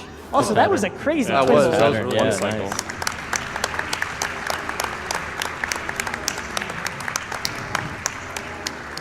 So yeah, what I did was after I stored a Deku Stick Jump Slash, I'm going to be using Power Crouch Stab here to fight Twin Mold. And as long as I have this text box up that I stored earlier, time isn't advancing, it's frozen. And you may also notice as a side effect of this, my magic isn't draining either. So I have as much time as I need to fight Twin Mold. This category just needs to get to Twin Mold. Nice. That was Nice. such... That was a really good. That was a good fight. That was a really good fight. I'm actually mad. I never get a Twin Mold that good on PB attempts, Well, this ever. had been gold. It might have been gold. That was crazy good. All right, so we're gonna stand over here. We're gonna walk into the blue warp, hit yes, and reset. So what that did is that text box was a Song of Time text box, and part of a Song of Time text box is that it saves as soon as you confirm it. So there's a Giant's cutscene typically after I pick up those remains, but with the Song of Time text box, I picked it up, then saved, and then the remains is already saved to my inventory, so I can just reset and skip the cutscene. And as you see, we have 3 of the boss remains, and we didn't end up watching that cutscene. So that's it. That's the most stressful part of the run. I'm glad that's over. Yeah, that went really well. Yep. So now we're going to stop getting masks for a little bit. This cycle is just going to be to complete the last temple. We're going to be heading to Snowhead. And we don't actually have the Goron Lullaby that would let you normally access the temple. So we're going to be needing to get that. Also, the trick that he just did there, I don't think we explained it. It's called a gainer. So if you backflip and retarget 1 frame after doing that backflip, you just jump straight up. And with Zora, you can grab that ledge.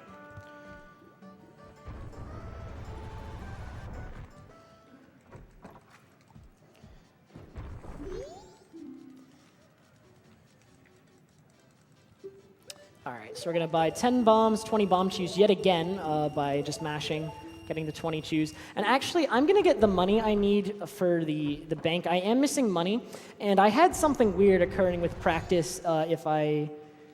Like, the way I was going to back this up is in the next cycle, I was going to get the money and just deposit it. But if I do that, it seems in my practice sessions, doing something like that was messing with the trick that I need to do there.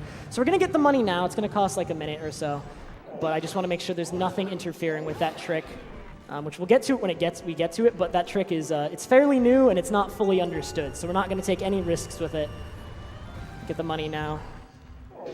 Okay. So thankfully, these guys are right out here. They drop 50 rupees each. We'll just get the money from them, go deposit it, and then we'll be back on track as far as money is concerned. And then we'll head to Snowhead.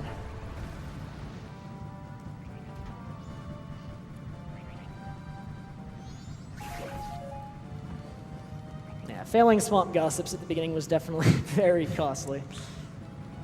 Messes with the rupees, messes with the explosives, but we finally corrected everything from that. So, I believe I have 107. Wait, I have 174? Mm-hmm. When did I deposit extra money? Last cycle. I am clearly very confused. I apologize. It's okay, Trev. You got the chest in the end. That's right, I got the chest. Yeah. Yeah. I am silly. Oh man, I have backups on my backups, let me tell you. All right, so we're going to Snowhead, but I actually soared to Woodfall. And that is because, similarly to how the grottos in this game are on the same map, the fairy fountains are also on the same map. There is a fairy fountain for each dungeon, and we're actually going to be able to go from this one to the one by Snowhead. That's unlucky, I just lost my fish. That Deku Nut is not what I want to see. So I had my fish in the Deku Nut bottle. That was pretty bad luck. So the Deku Nut just overwrote my fish. I'm going to have to get another fish later. That's fine. Similar to the grotto exit he did earlier, this is all the fairy fountains are on the same map as well. So he's going to be doing a hover outside of this fairy fountain, and it'll place him in a different fountain.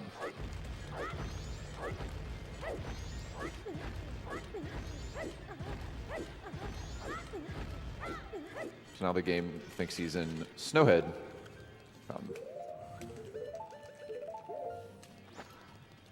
we're going to make use of Bunnyhood once again, since we're going to be human for the majority of this segment.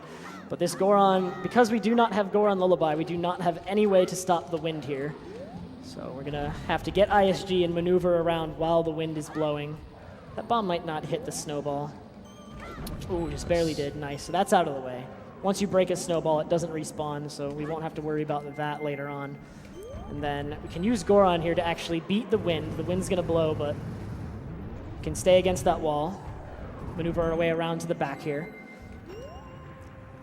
This trick is quite notorious in any percent for killing a lot of runs, but thanks to Goron Mask and all masks, which is skipped in any percent, makes it a lot easier.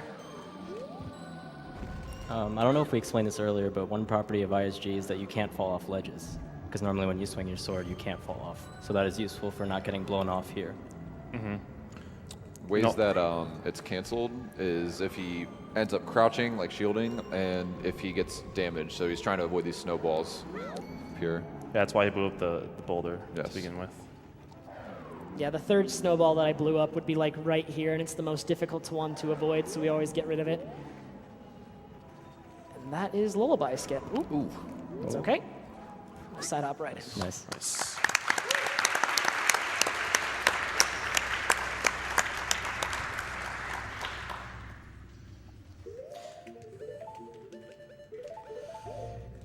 I wish I understood how this trick worked, but it's really cool. So I don't have arrows yet, I believe, so we do need arrows. Nice. Did get them, so we can do this. That would crash if I didn't have arrows. And what I did there is I got a glitch called Action Swap, which, do you know more about that one, Fig? Can you explain it? I don't know exactly how it works, but you're basically combining two actions from two different weapons. So you're pulling out the hook shot and using a stick. And In MM, when you do that, you can get a flaming arrow. It's not the same as a fire arrow, but it can melt the ice and let you through early. So that hook shot he just did is a pixel perfect hook shot. Yeah, it's pixel perfect up down. You have a few places you can aim on like the left or right axis, but like when you're correcting for up down, there's only one spot you can aim that will work. So you have to just doing a little bit of adjustment there to get it. It's a very precise hook shot. Didn't take too long. It's definitely taken me longer before. It's definitely one of the harder tricks in this temple. Right here, Wizrobe is trying to start a cutscene, but if I punch at the right time, there's one frame where I can interrupt it Nice. and stop him from ever starting it.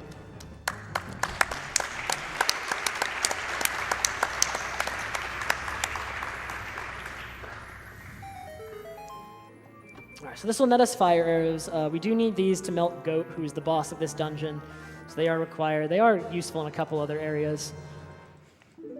So very nice pickup. And so now what I'm going to do, we're going to equip Bomb Choose Ocarina, and we're going to recoil down here. Just like in Stone Tower, where I stored Song of Time and used it to skip a Giants cutscene, we're going to do the same here. So I'm going to clip out of bounds using a hook shot, or a hook shot clip. And then I can play Song of Time as I fall here, which will store it. Now we're gonna, I only have 10 arrows, so we'll grab 10 more from here while getting ISG. I do need 15 for the Goat fight. And we're just gonna use Hookshot and our explosives to skip most of the rooms in Snowhead. We can just ascend this one big vertical room that kind of serves as the hub that connects them all. And with Hookshot and explosives, we can just skip most of the side rooms.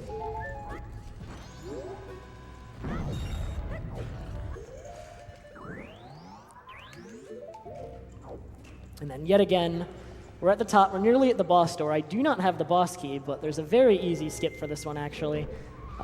Both sides of the door, you can clip right into a little acute angle using a recoil with a bomb or a bomb shoe. Ooh, or that can Or that. I have not had that. Oh, we're out of bounds completely. 2 ground I clips. have. My God. There you go. There's your boss key skip. Can't, That was actually faster than going all the way that may down. be my. That's never happened before. The For this GDQ. The double clip. All right, let's try this again. Oh God.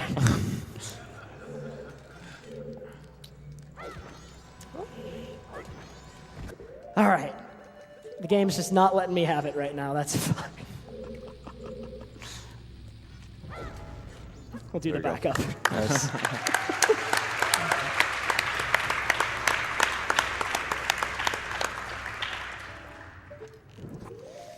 So during this fight, he's going to be standing in a specific spot to where Goat's not going to be able to see him completely, which makes it so that he'll essentially just stand there and get destroyed by arrows.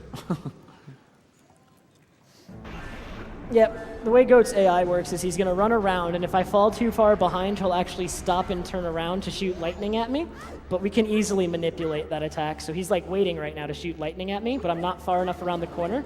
I can shoot him from here while he can't shoot me, jump out to make him shoot so that his timer is reset, and then just kill him with arrows.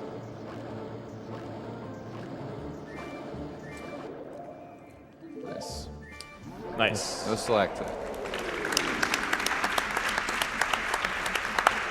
So in some instances, it's complete RNG, but there can be a stalactite that falls directly in the path when you're shooting your arrows, and that is a huge time loss. It's like upwards of like 40 seconds, 30, 40 seconds.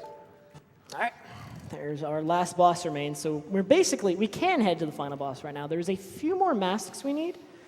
So we're going to be collecting those in this last cycle. And then this is, oh man, I was practicing this trick before the run. This is one of the scarier tricks in the run. You got this, So in order to get a mask called the All Knights mask, I do need to have the largest wallet. And I don't even have the first wallet upgrade. There are 2 wallet upgrades. So I'm going to be performing a trick called wallet dupe.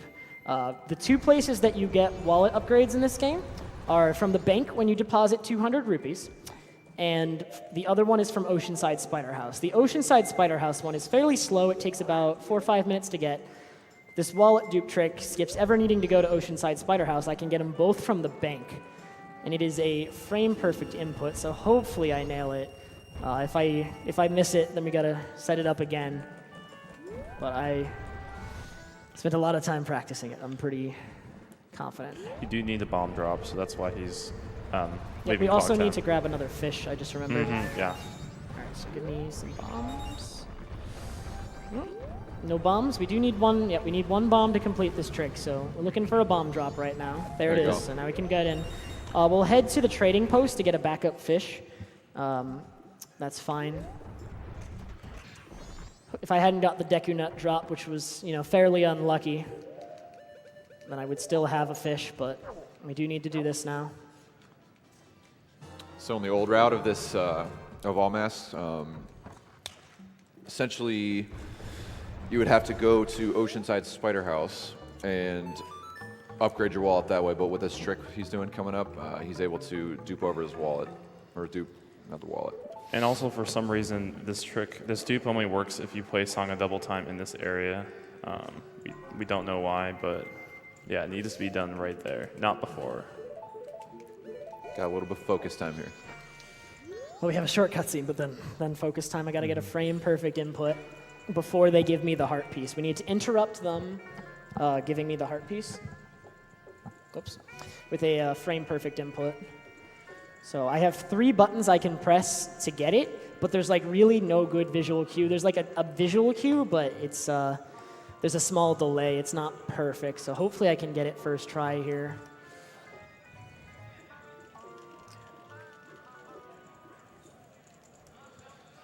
All right. Got it. Nice, dude. Okay, it's not over yet. So normally you get a heart piece at the end of that cutscene, but doing this we were able to keep that from happening.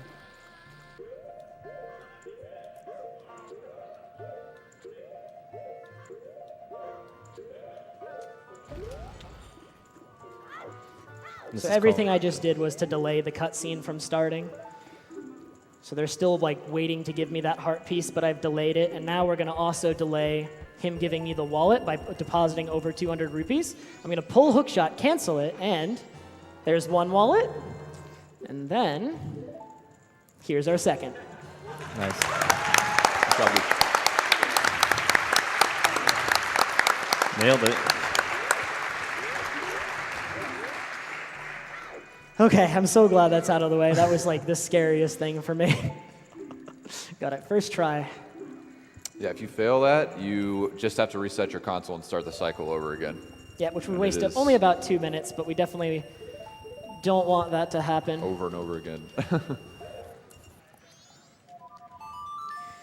All right. So at the same time, we're also at night 1, and one mask I do not have is the Blast Mask, which occurs. There's an event for that in North Clocktown that begins at 12 and fully begins. You need to be there by 12:20. So this entire segment, similar to Aliens before it, we're trying to do this within a certain time window so that we're back in time for Blast Mask, and hopefully this time we don't have to invert. This one's a little bit more lenient. I should get this one. So we just need to do Swamp Spider House, and we need to get Don Garrow Mask, and then head back to Clocktown before we reach midnight. So Swamp Spider House will net us Mask of Truth, and then Don Garrow Mask is Don Garrow Mask. All right. So right here, we're going to break the stick, and I'm actually going to. We need some bugs to complete this area, and instead of catching 2, I'm actually going to only catch 1. We do need 2 for this upcoming segment, but I'm going to dupe over my stick at the same time as dropping these bugs at this hole, which is where a Skulltula is. And so I can accomplish 2 things at once, both getting that Skulltula and duping a bottle back over that stick, which I'm going to need later for a trick called Curiosity Shop Dupe. And when you do dupe, you keep the items that you just used in the bottle, so he still has his bugs. So. Yep. I'm also going to dupe back over the nuts just to be safe, so that I have those available to me. I want 2 bottles coming up It's very unfortunate we got the Deku Nut drop earlier. Wasted quite a bit of time.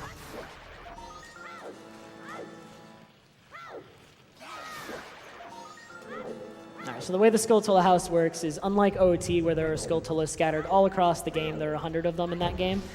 Here there are just 30 in a confined building. We need to get all 30 in order to lift the curse on the guy, and he will give us Mask of Truth. He's been turned into a larger Skulltula himself. The skull houses are very fast-paced, which I think makes them interesting.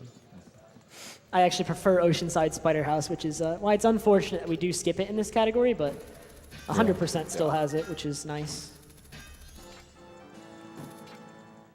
Because you cannot perform wallet dupe in 100% because actually I'm unable, this file is now unable to get the Rose's Sister Heart piece. You just can't. To some degree, I guess I turned it into the second wallet because we buffered getting 2 items and then they both became wallets.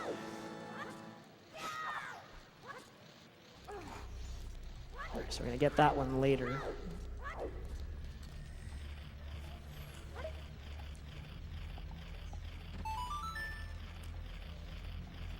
It's actually RNG how fast these bugs enter the hole to get the Skulltula out, so we're always hoping that it's faster rather than slower. There's actually a very odd thing that can happen there, where the bugs take so long to enter the hole, the game just I don't know exactly what happened, it just gives you the error sound and no Skulltula comes out, and you have to go get more bugs.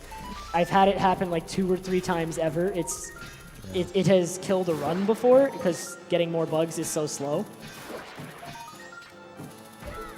The same kind of thing can happen in OOT, where the bugs actually don't dig into the center. They dig on the outside, and it just won't give you the Skulltula. You got to drop more bugs. All right. So in this room, you have to bonk this tree in order to get 3 Skulltulas to fall down from it. And I actually did a setup there to bonk the tree because whoever programmed that tree, I don't know, they weren't really trying that day. Most of the time when you try to roll into that tree, you just bonk off. Like you roll past it, you can't. It's like you just can't bonk it. It's really frustrating. So you actually need a setup to roll into a tree. Someone was having an off day at Nintendo.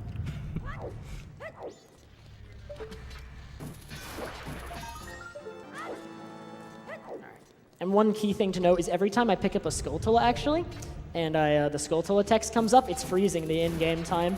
So that's a big part of why I'm able to make it back to Clocktown in time for Blast Mask, because I'm constantly freezing in-game time with Skulltulas as I move throughout this area. So I'll be able to make it back in plenty of time for Blast Mask. Can I?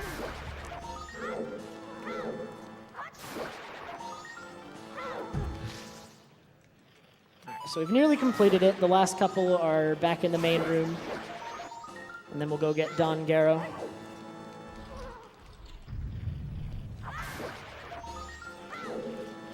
That's about it. So we have time for like a donation or two while I finish this up. Guys, we've got a $3,000 donation. Woo!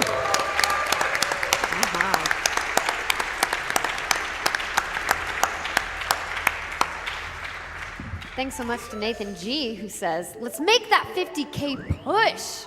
Come on, everyone, lend your dollars. Oh my God. Don't die. Oops, I actually put on Goron. Oh wait, he might hit me. I I forgot I spent extra time getting that one, so he was further in his cycle. That's okay. That's going to waste a little bit of in-game time, but I should still be on time. So he's right here. Let's get hit again so that I can, die. Oh, man. That was interesting.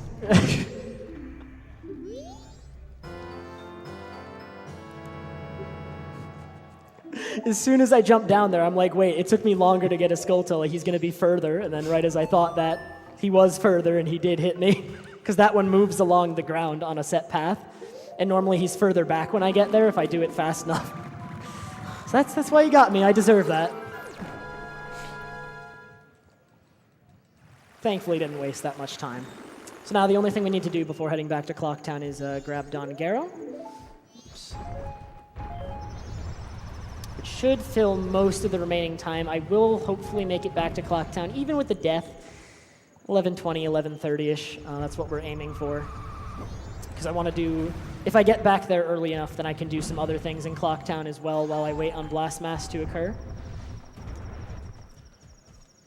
And then if you'd like, you can go ahead and explain how the chandelier in here works. Sure thing. The chandelier is set, so to activate it, you need to shoot a fire arrow, but it's always in the same pot. So The sirloin. yeah, the sirloin is. So like I'm gonna shoot the fire arrow here, and the sirloin is in that pot on the left there, actually, on the left, bottom left right now.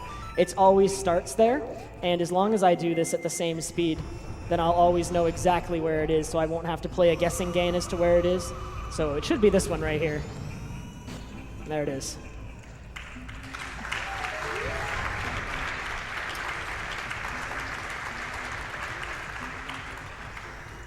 So we just got to carry this back now. It's pretty slow going. So we do have time for some donations while I bring this back. We got to bring it all the way back to the Goron at the right near the owl statue, actually, where we came in. So I'm going to be back walking as much as possible. Sounds good. We've got a $512 donation. That's awesome.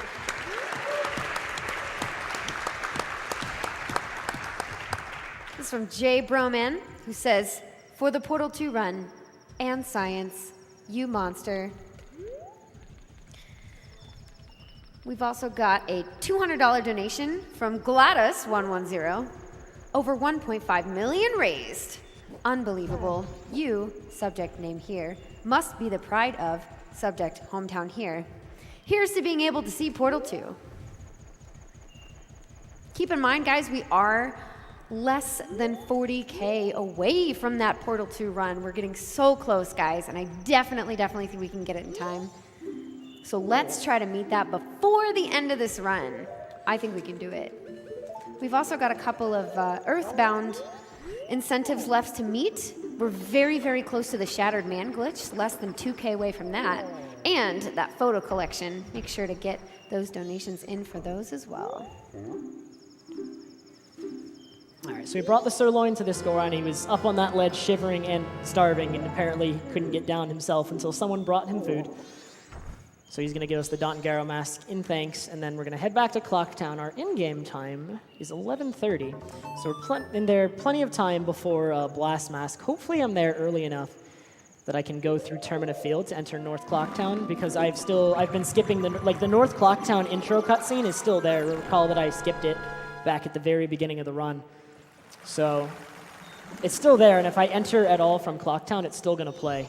So we really want to keep entering North Clocktown from Termina Field.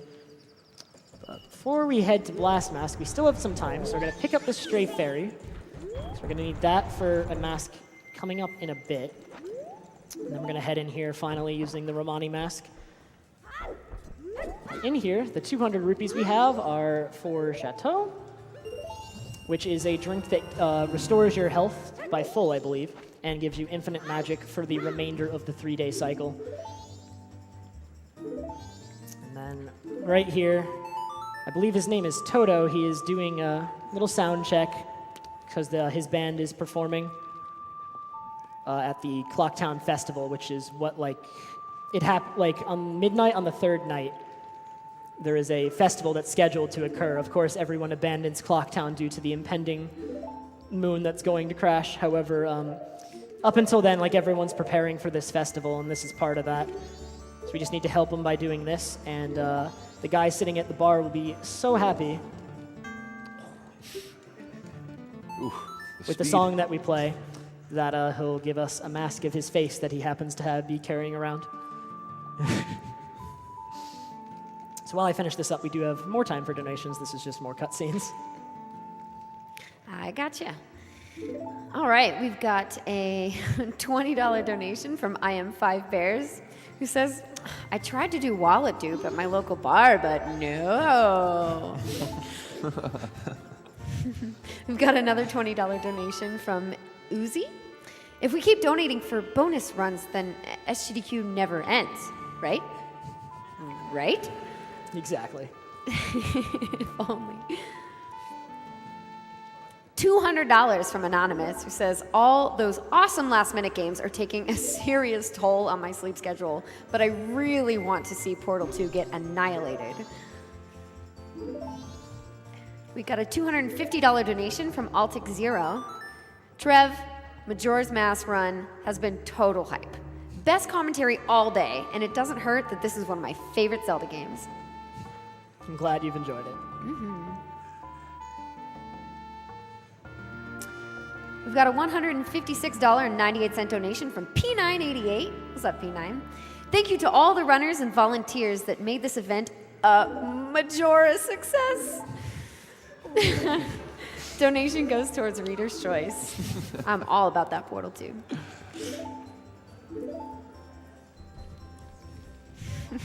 All right, so we've got Circus Leader's Mask. There's actually only 3 more masks we do not have. We're going to pick them all up in short succession. They are all in Clocktown. This is, I should have time to go through Termina Field here. It takes a little bit more in-game time, but let's avoid that cutscene in North Clocktown one more time. Make it just in time. The event occurs at 12:20. It looks like we're going to enter around 12:10-ish. So we're just in time. And I apologize. I hope my subs are ready for this because they really wanted to see this. We're gonna recover the bomb bag that Sakon's gonna steal here, and then we have to wait until he leaves the area, so we have time to do this. How often do you see the face that Goron makes when he's curled up?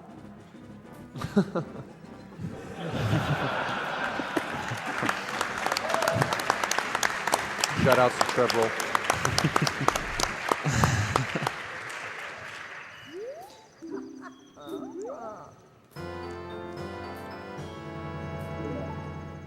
All right, so the 2 masks we do not have are Great Fairy Mask and All Knight's Mask. We picked up the Stray Fairy earlier because we did save her earlier, but because of the time travel mechanics, we went back in time. She's back in this state. We need to save her again. To get the Great Fairy Mask, you actually need to have Deku Mask in your inventory. That's the flag. That's the check for it. So we couldn't get it in first cycle, but now that we've been restored to human, a long time ago, and we got Deku Mask at that time, we can finally pick up Great Fairy Mask, which, while not useful in this run, is actually a very useful mask in 100%, because in dungeons it reveals rooms that stray fairies are in, and the hair glows if a fairy is in that room. And at the same time, it also actually brings the fairies to you. So it's a very useful mask for that purpose, but for this purpose, we just need it to fulfill the definition.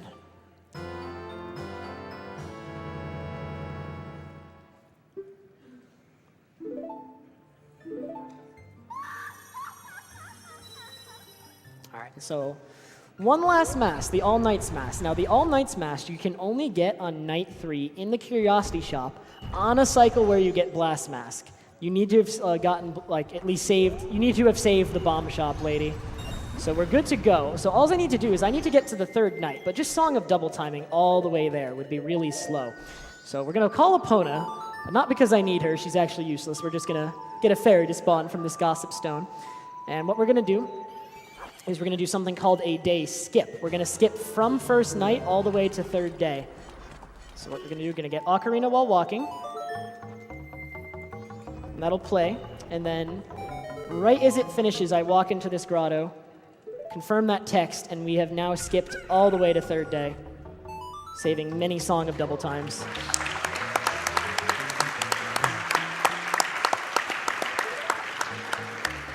Of course, because that brings me to day, we do need it to be night, so we'll do one more.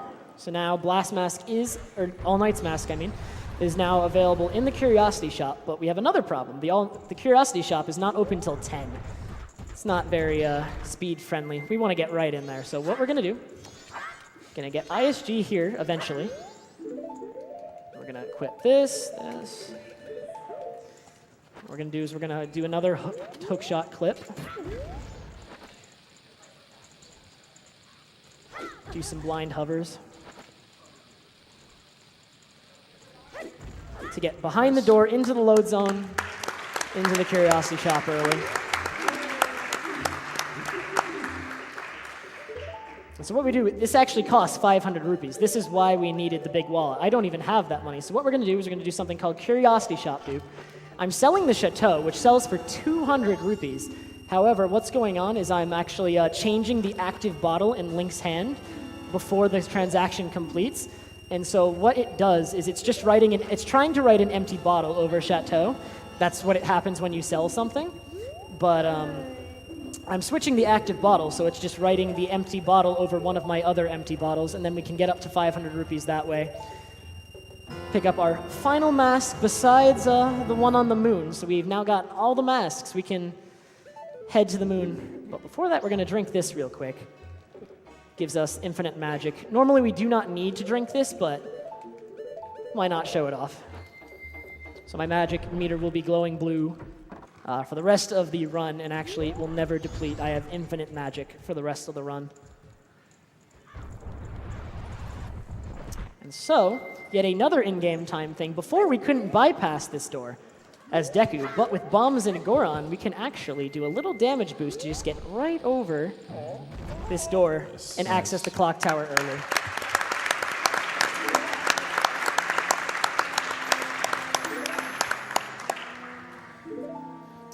So the same cutscene is going to play out as before. We were here 2 hours ago, as you may recall. We were unable to stop the moon, but we've beaten all 4 dungeons now.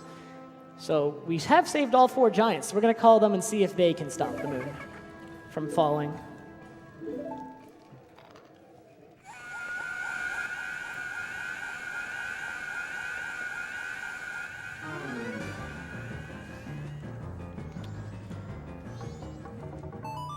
Alrighty.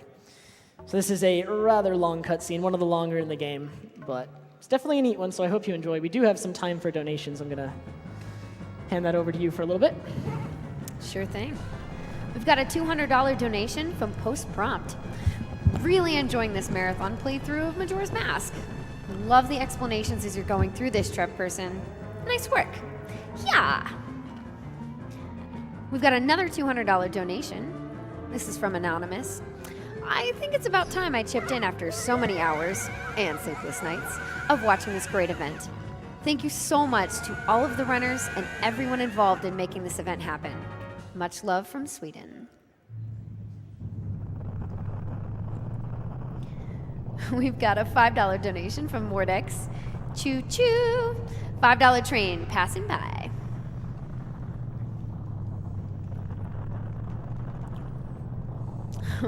We've got a $25 donation. I'm going to read the comment first. It says, first time donator going for that Portal 2 run. Donating 10 more if you say my name right. And the donator's name is Ivan. Giving it a shot.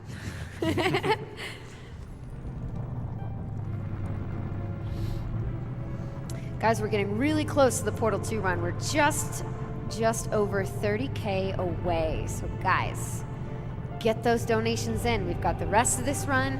We got Breath of the Wild, which I'm super hyped for. Definitely want to see both of those. Definitely so excited for Breath of the Wild, and I really want to see Portal 2. So let's get those donations in. All right, so the Giants are going to try their best here to hold up the moon. There's actually something a lot of people don't know, because most people just don't try when they play this game. If you come here and try to play Oath to Order before you've saved all 4 Giants, an altered version of this cutscene will play with however many Giants you've saved, and it will just, before they actually stop the moon, it will cut early, and then there's an additional cutscene where they kind of just fall over under the weight of the moon, and it's implied, I don't know if they die or they just disappear because they're like spirits or something. But a lot of people have never seen that cutscene. It's very neat. I actually only ran into it a little while ago myself, just because I'd had a run die, and we went and did it. Definitely one of the lesser known things.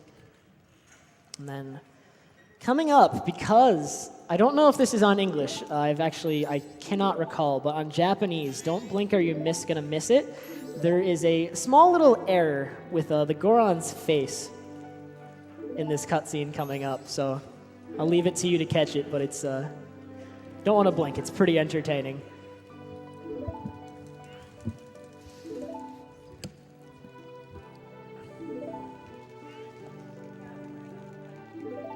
All right. So we've stopped the moon. And Skull Kid is defeated. He seems to be defeated at least, but as I've said before, our ultimate enemy is Majora, so he stops using Skull Kid. He's going to act independently now. And then here comes the Goron face thing.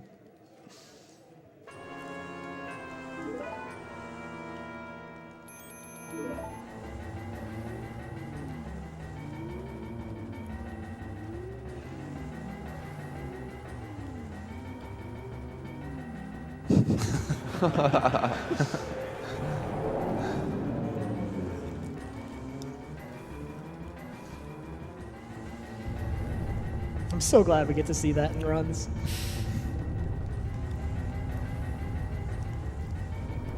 All right, so normally in an any percent run, right after this cutscene ends, that's when the final boss fight would start. We're gonna be in the moon. We're gonna use that little portal suction thing, whatever you want to call it.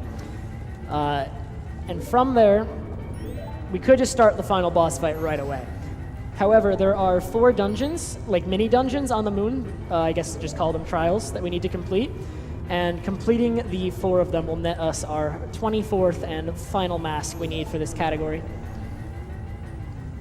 And really quick, actually, is the blindfolded Majora met? Just double checking before we head in. We are still a small bit away from Small bit of, no, I think it was a fair bit off last time. It's I thought okay, I'd just though. double check. I don't think you'll need the blindfold. All right, But we always that's okay. appreciate There's- all the support. Still have some good stuff we can do at Majora, do not worry. All right, so in order to access each dungeon, we do need to give away our masks. Don't worry. When the file completes, like when we beat the game, they actually get added back to your inventory right away. And someone, I believe it was, I'm going to say it was Seedborn, but if it was someone else, I apologize. But someone actually just figured out that the masks actually do not disappear from your inventory. They are just made invisible, and like you can't select them. So I still have them, technically. Instead of just removing them from your inventory, they make it so you cannot see them. So each of these dungeons is very small. The Zora one's actually the fastest. It's supposed to be like a little maze, but since I already know where to go, it becomes pretty trivial, and we're going to show our skills for the guy before talking to him.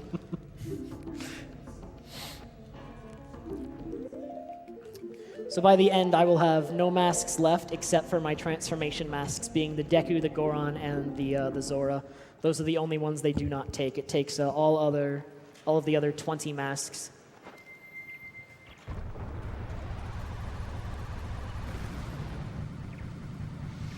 And the scariest one is actually this one, Twin Mold Trial. There is an Iron Knuckle in this one. And Iron Knuckles do 4 hearts of damage. So, I mean, I'll leave the math to you guys, but I'm going to die pretty quickly if I get hit. So hopefully nail that. I actually like to call him the final boss on my stream because he's infinitely harder than Majora.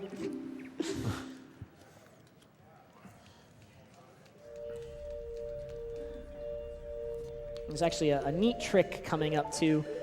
This little dungeon actually has a couple little puzzles that you need to complete with like fire arrows, bomb shoes, stuff like that. But we're actually able to skip those, I believe due to like just a couple things sharing a flag.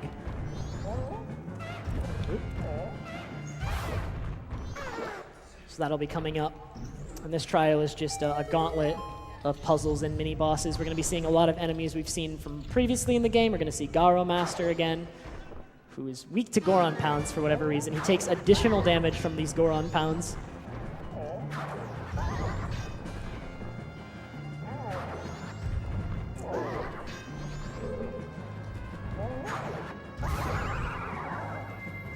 Damage eyes? Nice. That ISG serves no purpose, but it looks pretty cool. All right, so right here, we're approaching a Gossip Stone. And what I'm going to do is I'm actually going to play a Pona song in front of it, and that'll cause the fairy to spawn from it, but besides causing the fairy to spawn from it, it's going to auto-complete the puzzle in the next room. So this ladder that's in here isn't supposed to be there. You need to get it to spawn by completing the puzzle. And then here's Iron Knuckle. Hopefully we get a nice fight.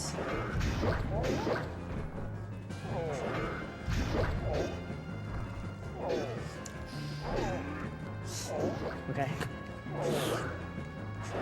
Okay. So if he'd hit me there at all, I would be instantly dead. Like I said, 4 damage, and I only have 4 hearts. Well, I could have picked up a safety heart, but we're fast here, so. All right, once again, going to play Epona Song at this Gossip Stone this time, and the door in the next room is supposed to be locked, but it will not be.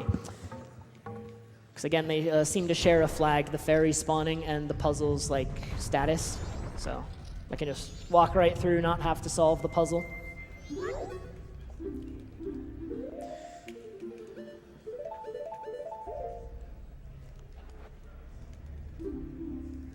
And each child takes actually a different number of masks. There are a different number of masks we need to give them.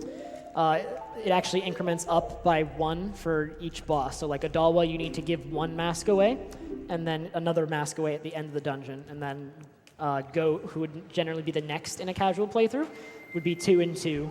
Georg is 3 and 3, and Twin Mold is 4 and 4. All for a total of 20 total masks given away.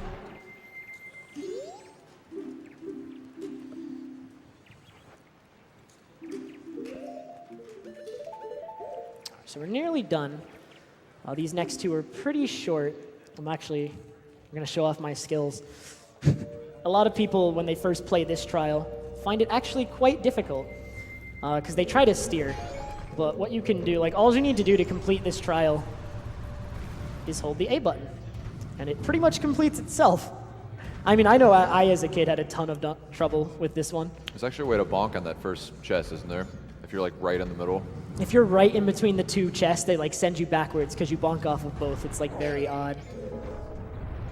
All we need to do is get to the end, so we're taking the shortest path to the end in each one.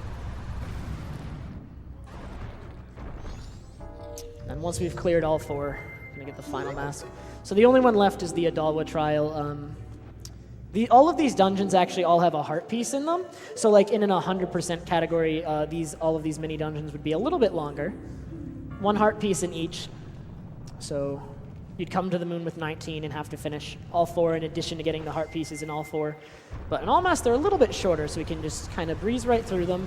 They're not too difficult. This one's got a few cycles we need to make, but they're not that tight. This one has spinning platforms. Just use the Deku mask, clear it real quick.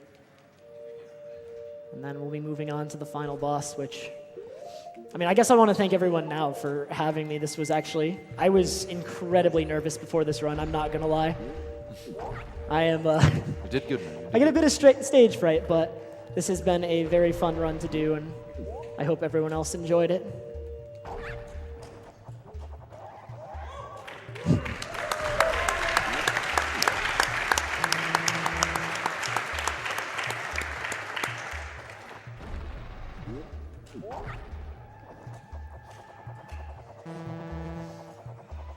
So this is the last trial. This is actually our last mask, so we've given away all 20, which means that we will be getting the most powerful mask in the game. Allows us to make quick work of Majora, and there's actually, even though it defeats Majora rather quickly, there's still some cool strats you can do to end the fight even sooner, particularly on Wrath.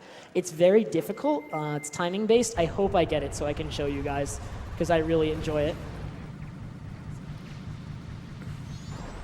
So this is it. This is our final mask. Many people are familiar with it, but it is the Fierce Deity mask. And the only way to obtain that one is to get every other mask in the game and then give them all away on the moon.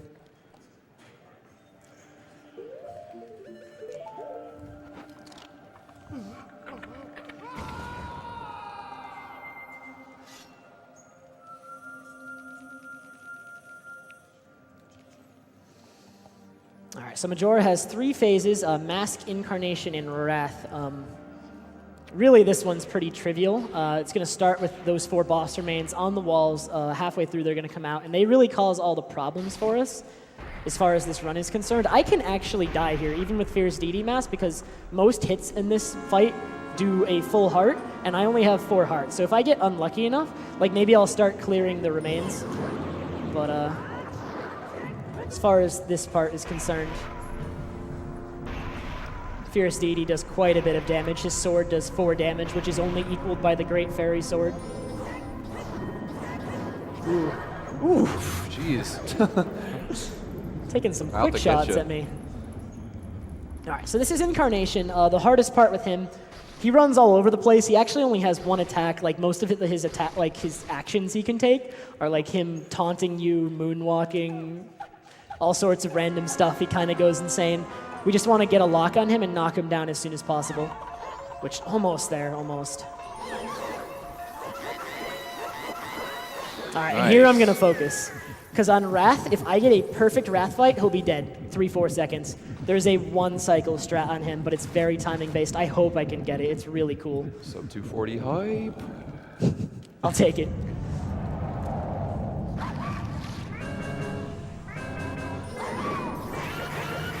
Oh, I didn't get it. That's... All right, let me try anyway.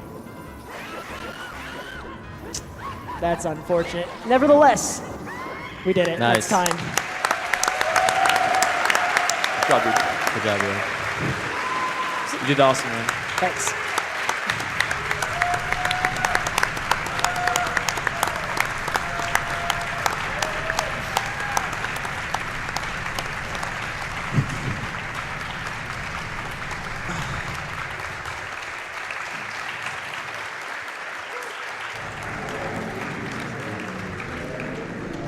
All right, I do believe the incentive for the glitch exhibition was met. So, I mean, we could move on to that. If that's okay. Oh, wait.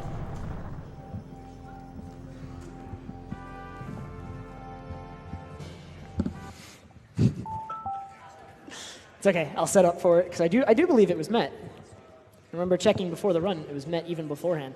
So for the glitch exhibition, We did meet that. We did indeed meet that. all right. Well, then I can switch on over to the English version of the game actually, because the English version has quite a few version-exclusive glitches that I'm going to show off, and I also set up some save files to show all of these off.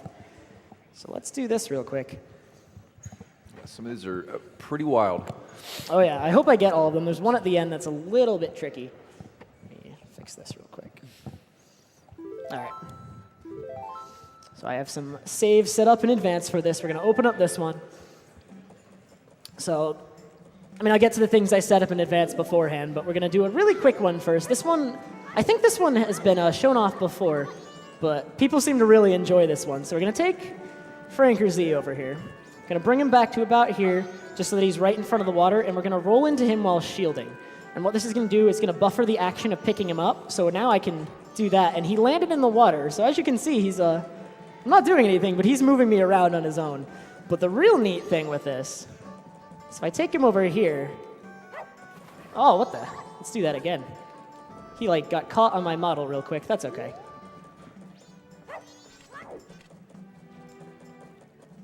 Let's let him walk right into the water. Give him good throw. Come on. There we go.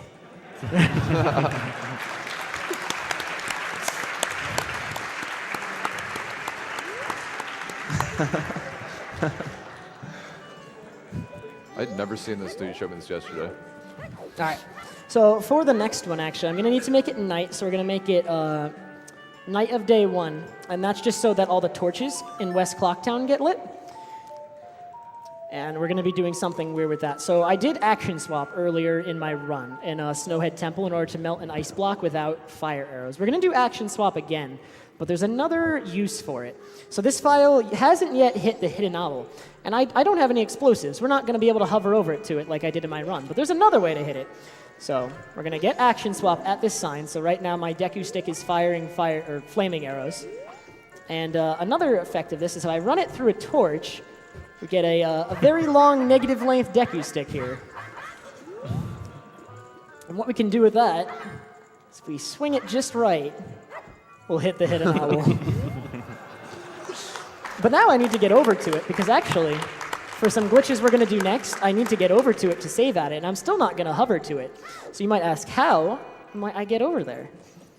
Well, in order to do that, we're going to abuse owl saves in this game. Owl saves are actually not in the Japanese version. They were added to the English version. So this only works on the English version. I have another file set up here that has a Pona on it. So what we're going to do is we're going to take Epona. We're just going to ride her out of this area, and we need to ride her back into this area in order for this glitch to work. So we'll just take her right out, ride her back in, and then save the owl statue while on top of her. And that's going to have some weird effects on our first file.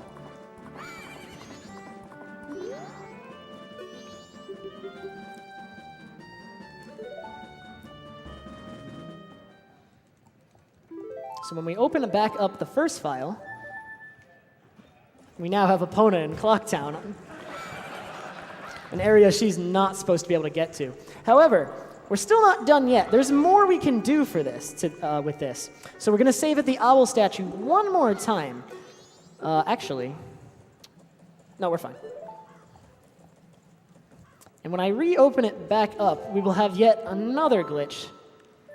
This time, I now have something called unrestricted items on Epona. So normally you can't use your C items on Epona. However, with this, I can potentially use Ocarina while on Epona. And when that happens, it kind of detaches Link from Epona a little bit. So I'm just we're gonna ride her right through the load zone here. And then when I press A, I can just get on her, cross the load zone.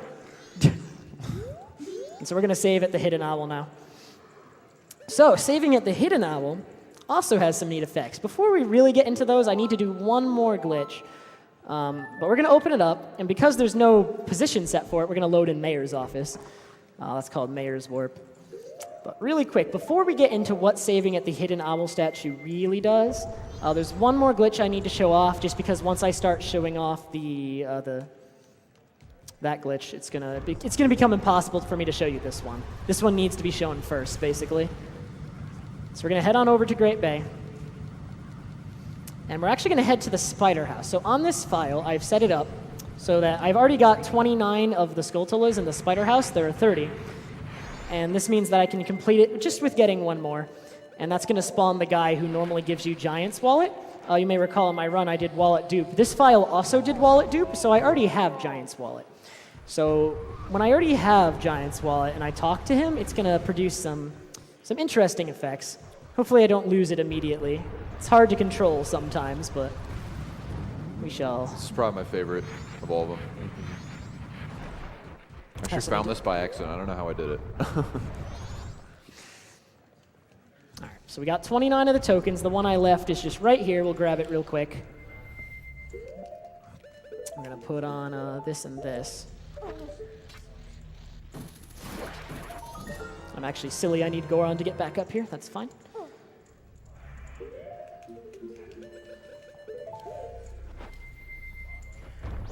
And so now this guy is here. So we're going to talk to him real quick.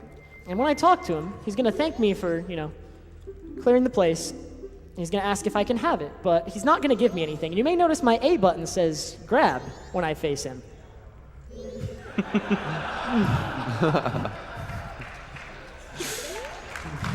And so he's actually giving me a lot of speed right now. This is why it's difficult to control. When we're done with him, we'll just we'll say goodbye. Goodbye. Just chuck him. Later. All right. So now we're going to go over and we're going to use a glitch known as 0th day. So I don't know who taught you this game, but there are more than 3 days.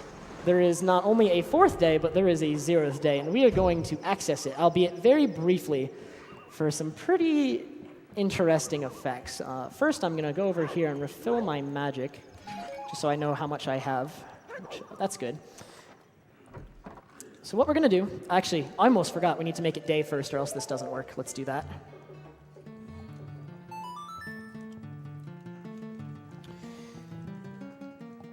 So make it day once more to do this. You can't play it in here, seriously? So make it day so that this glitch works, and I'm going to be showing you some strats that are used in low percent, actually, which is a category that beats the game, getting the absolute minimum that you can beat the game with. This glitch is used extensively in low percent. It's a very difficult category, but we can see a little bit of it. So first I need to store Song of Time, like I did in all the runs, or in the run several times. So an easy place to do that is right here, because you can get a little clip if your angle's right. I think I need a little more to the right. Ooh.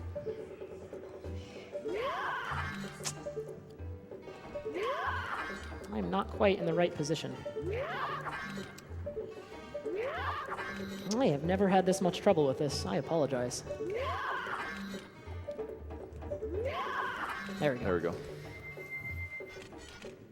So we're going to slash dive to get Song of Time storage again.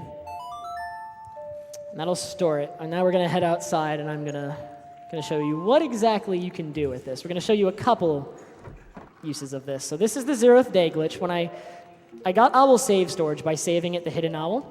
And so what happens instead when I activate the Song of Time text box is it's going to save, and then 2 seconds later it's going to instantly load that save. It's called the state restoring effect. It's going to restore the game to the state it was 2 seconds ago.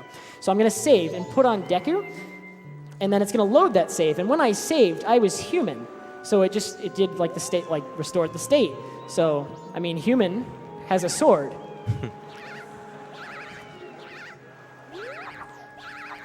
And not only does human have a sword, he can fire arrows.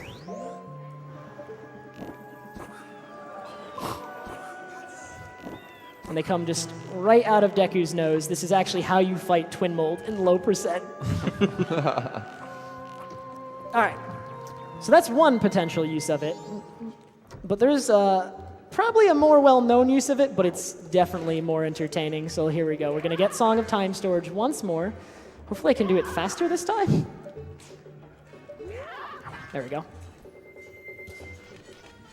Okay, so we'll get it once more. This time we're going to be using the state restoring effect with Goron instead of Deku. And Goron being able to use bow in particular has some neat effects. Oh no, I talked to the fish. Oh dear. Those fish. First try. First try. That's cool. The fish were just giving me a chance at redemption.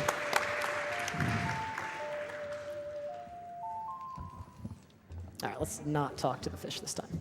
All right, so we're going to head on over to the beach for this use of it, just so we have more space to work around with. Need a little bit more space for this one. So this time we're going to start as human, and I'm going to activate the text and switch to Goron. And so it loads my save, and so we're going to put Bo on this button and press it, and you'll notice his left hand clench up right as I press it. So he's now holding an invisible bow. And with Bo in Goron's hand,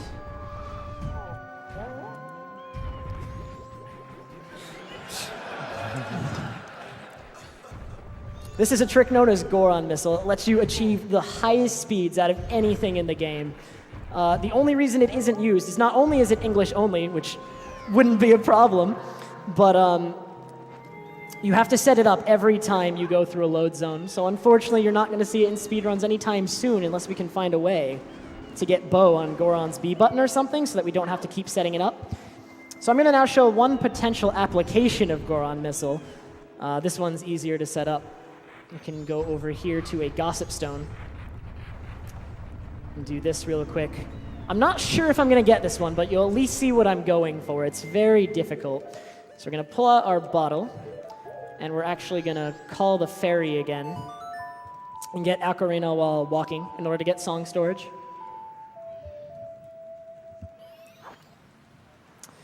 So we'll see if I get this. This is tricky.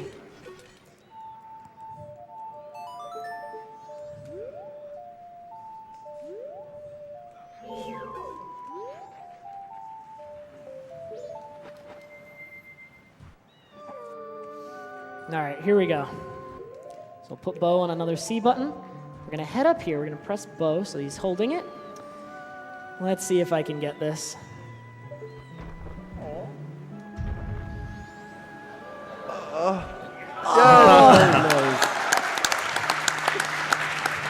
What a god.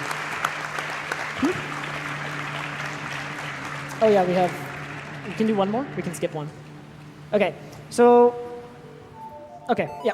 So we're going to go right to the last one, actually, because we're running out of time. So there's one more. I'm hoping I get it. It's very difficult.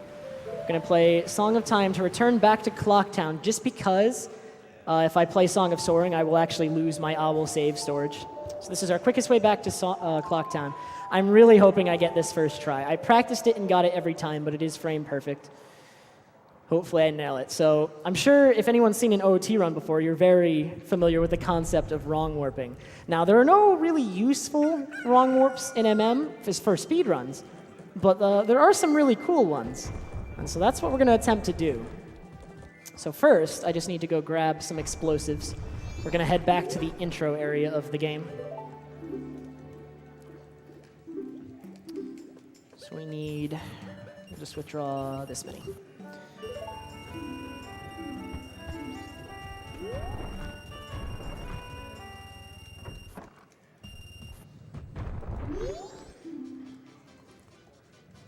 So I just need a bunch of explosives to hover. Like if you recall, when I went into Clock Tower, at the beginning of the game, there's a door that closes behind you. And I need to be able to bypass that door. So we're going to hover straight over it with these explosives.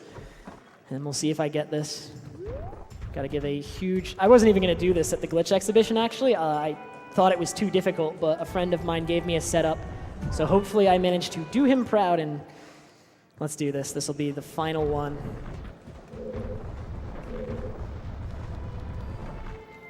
So we need to get over this door. There's a very large wall here. Oh, wait. I'm being very silly right now. I apologize. I'm getting ahead of myself. I'm too anxious. We do need to store Song of Time. Thankfully, there is... I can actually do it right here. Remember the door clip I did at the beginning of the run? Can push this door open and get the clip. And then store Song of Time right here. Here we go.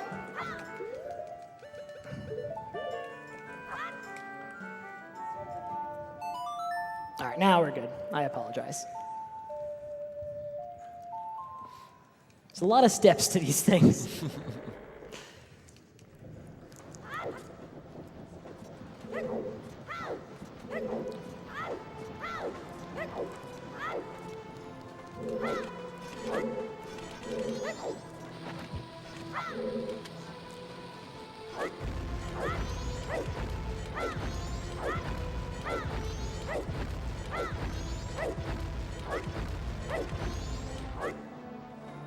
All right, so we fall into the intro area. We can actually go backwards through the twisted corridor, which is pretty neat, but we really just need to get back to this area. And what I need to do here is, first, the setup is I need to die, so we're going to quickly use Bomb Chews on this guy to damage myself down. And then after I've died, we're all set to go. So now just, hopefully I get this. It's frame perfect, but I think we can do it. So we're going to set up right here.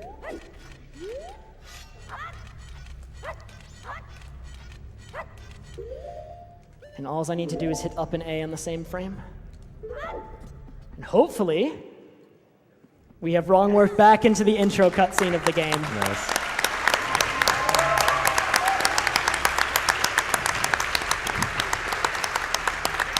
So, I mean, I don't know about you guys, but I'm ready to do another run. We can do 100% this time, I think. Do a run. All right, so that's it for me. I hope everyone enjoyed the run. It's definitely... I love you, TrevPerson. I love you. Thank you very much to the couch behind me. Thank you for GDQ. I'm very glad to be a part of this event. It's really quite an honor, and it's really cool to see how much money we've raised. So thank you guys again. And that's Majora's Mask. I hope you all enjoyed it. Yeah. Woo! Nice.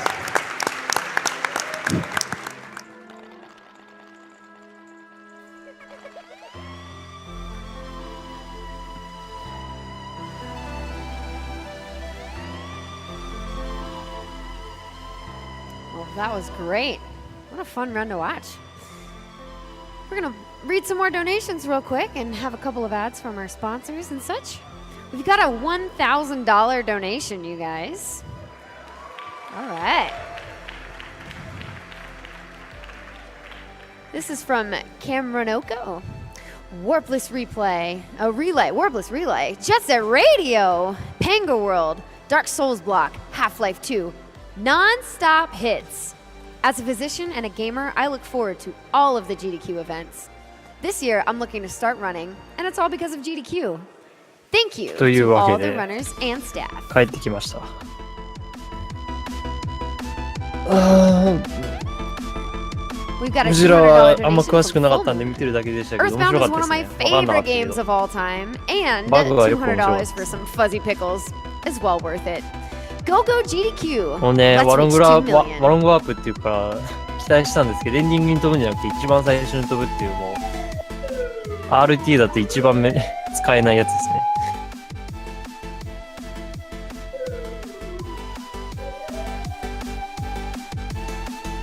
全部解説できる人、モカさんぐらいですかね。There's one from Twitch. まあ、ブレスオブザワイルドは見たことがあるんで、まあ、適当に喋っていきますけど。あれですよ、RT 自体もう終わって、その後にバグをいろいろ見せただけですね。だから最後、ゲーム終わって、ムジュラ倒して、その後にいろいろ見せただけですね。で、その最後に、一番最後に戻りつつ一番最後に、ワロングワープで一番最初のムービーに戻るという流れです。で、その後、じゃあもう一回 RT しよっかって、100% の RT しよっか、みたいな冗談言ってましたね。あの後普通にできるはずですからね。ムービー見た後に。というわけで、ムジュラの仮面でした。次が、待ちかねかわかんないですけど、ブレスオブザワイルドです。BOTW ですね。で今回はね、2% なので、まあ、要は、オープンワールドなので、ね、このゼルダは。何でもできるんですよね。いろいろ集めてからプレイヤーもできるし、最低限のものを集めても、ガノンに直行することもできると。で、2% なので、もう何も集めずに、ガノンに直行する RTA ですね。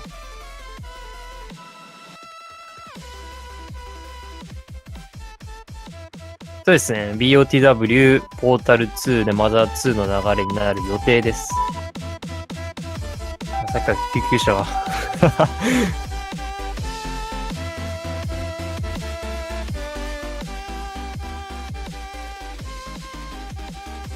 ポータル2はあと50分、1時間ぐらいで、2万ドルぐらい集まればいいんで、おそらく行くと思います。アミーボは多分あります。奏者によりますけど、この奏者はどっちが知ってるんだろうな。海外アミーボありが主流なんで、リミックス救急車が妙に噛み合ってる。Alright, guys, we're going to throw in a few more donations here. Okay. We've got a $250 donation from Vokit. Can we put a portal on the falling moon? Let's get to 200K. Alright, guys, let's see. We are just over 20K away from Portal 2. Guys, remember, this is a Portal 2 solo co-op game. That's right. It is one person playing the co-op. I want to see this. I know you all want to see 今言ってるポータル this. 2、ポータル2っていうのは、 In. We are so close. 今ドネーションインセンティブで全部で総計202万、We've also got a $20万ドル$500集まったら donation from Xenor. ブレスオブザワイルドやりますよっていう。あ、違います。ポータル2やりますよっていうドネーションインセンティブで、 I like ポータル2のカテゴリーは何かっていうと、一人で協 Alright, guys, 力 we're モ going to ー take ド a を quick word from ク our リアするという sponsors, 相 and 手 we です。 shall be back soon.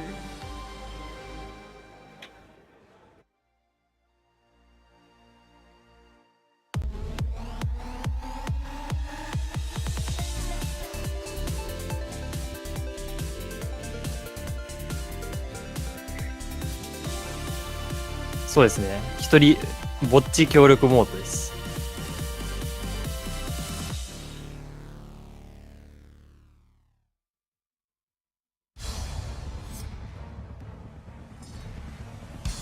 ジェフの名前投票にジェフが入ってるのは、何ですかね。ネタ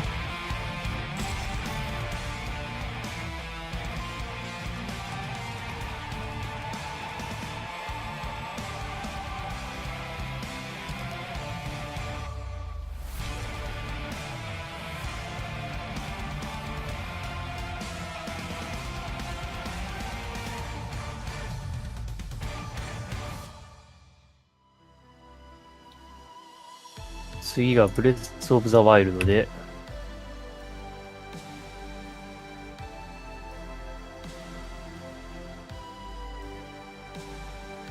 2%、8位の方で、この奏者の人はアミーボを使っている人なので、おそらくこの版でもアミーボは使うでしょう、おそらく。そうですね。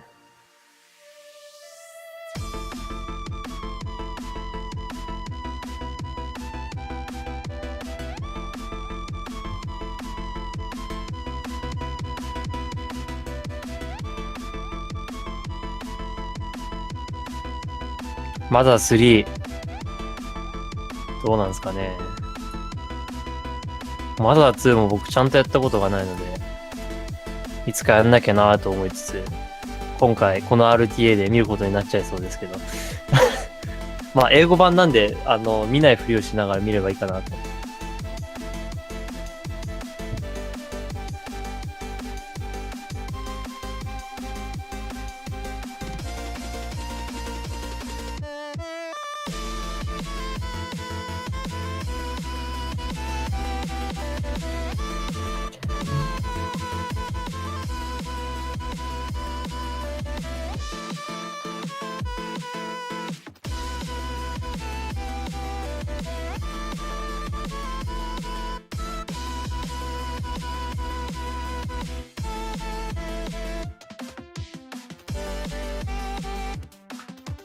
まあそうですね。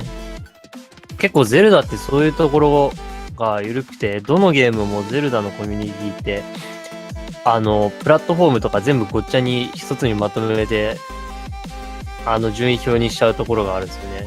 だから昔時のオカリナとかは、一時期中国版の任天堂64が一番早いって話になって、みんなじゃないけど中国の任天堂64使ってた時期とか、ありますね。今はバーチャルコンソールの早いって分かってるんで、バーチャルコンソール使ってますけど、だから今でも時岡の順位表行くと、中国版64の記録は少し残ってたりしますね。だからそういう感じでなんていうかもうなんでも構いなく全部一つに入れちゃうところがあるんで、アミーボとアミーボを使わないのを分けるとかっていうのもないんでしょうね。ゼルダの中では。そうですね。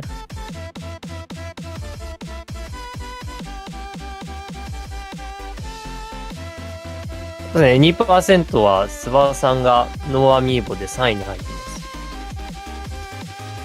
す。しかも日本語版なんでもうちょっと遅い。ちなみにスバさんはオールダンジョンズのノーアミーボで一番早いですね。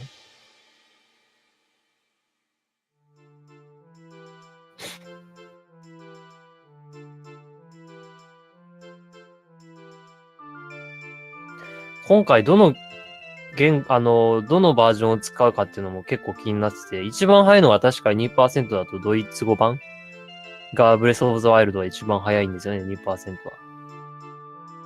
ただ、まあアメリカのイベントなんでアメリカ、英語を使うのか、それともなんか別の言語を使うのか気になりますけど。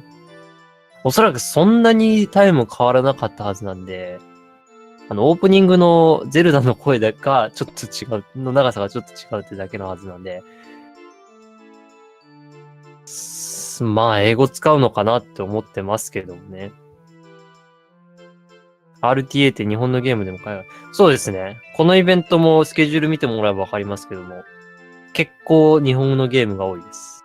まあ、時間帯によって PC の時間帯だったり、ファミコンの時間帯だったり、メジャーなゲームの時間だったりっていうのは流れであるんですけど、やっぱ PC のゲームだと、英語のゲームが多いですね。だから FPS とか、ホラーゲーはまあ日本も多いですけど、そういうのが多いですね。だから、Doom とか、なんですかね。まあそういう FPS ゲー、いわゆる洋ゲー的な Steam ゲーが多いですけど、PC の場合は。ただまあ、ファミコンブロックになったらファミコンはやっぱり日本のゲームが強いんで、日本のゲームばっかり並んでたりとか。あとはこういう風にメジャーなゲームだと本当に日本のゲームが強いです。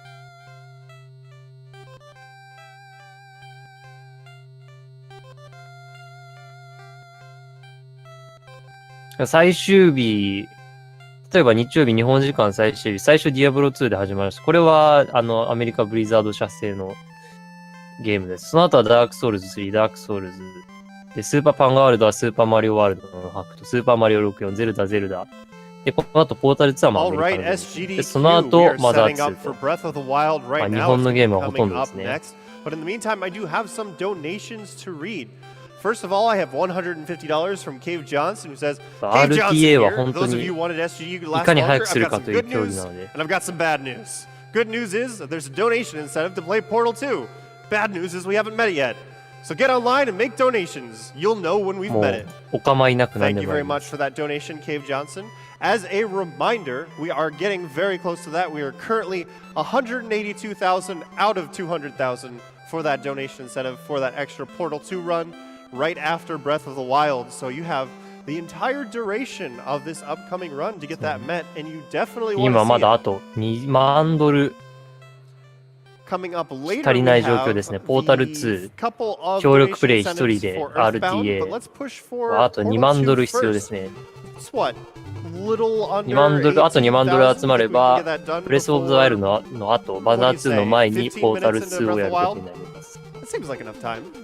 I believe in you guys. Meanwhile, we have a few other donations. I have a $100 anonymous donation that says, My wife just asked if I've ever donated to SGDQ. そうですね。Oops. あまりゼルダみたいに全部まとめるゲームはそんなにないですね。As you all should know, it does not matter how big of a donation. We do have a 2万ドルはおそらくいくと思います。あと50分あるので。$5, whether you can toss in $100, $1,000, it is all appreciated.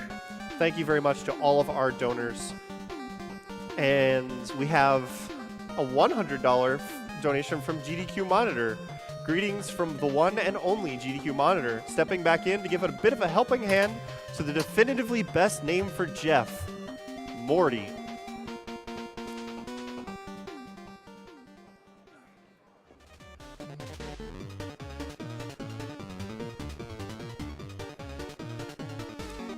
日本はやっぱり RTA って言葉を作っただけあって、リアルタイムで競うゲームが多いですね。あまりインゲームタイマーがついてるゲームっていうのもそんなに多くないですし。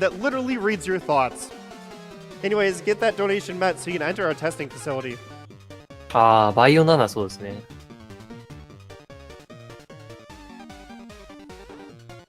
イエティさん、確かにやりそうですね。ここぞというところに投下してくるかもしれないですね。確かに。おっと、主催の中さんが起きてきました。おはようございます。So my bid tracker just refreshed. And since I sent you guys that challenge, it's up $1,000 already. So RTA って言葉自体は日本語なんじゃないですかね。リアルタイムアタックって言葉は日本語のはずです。まあ日本語英語というか。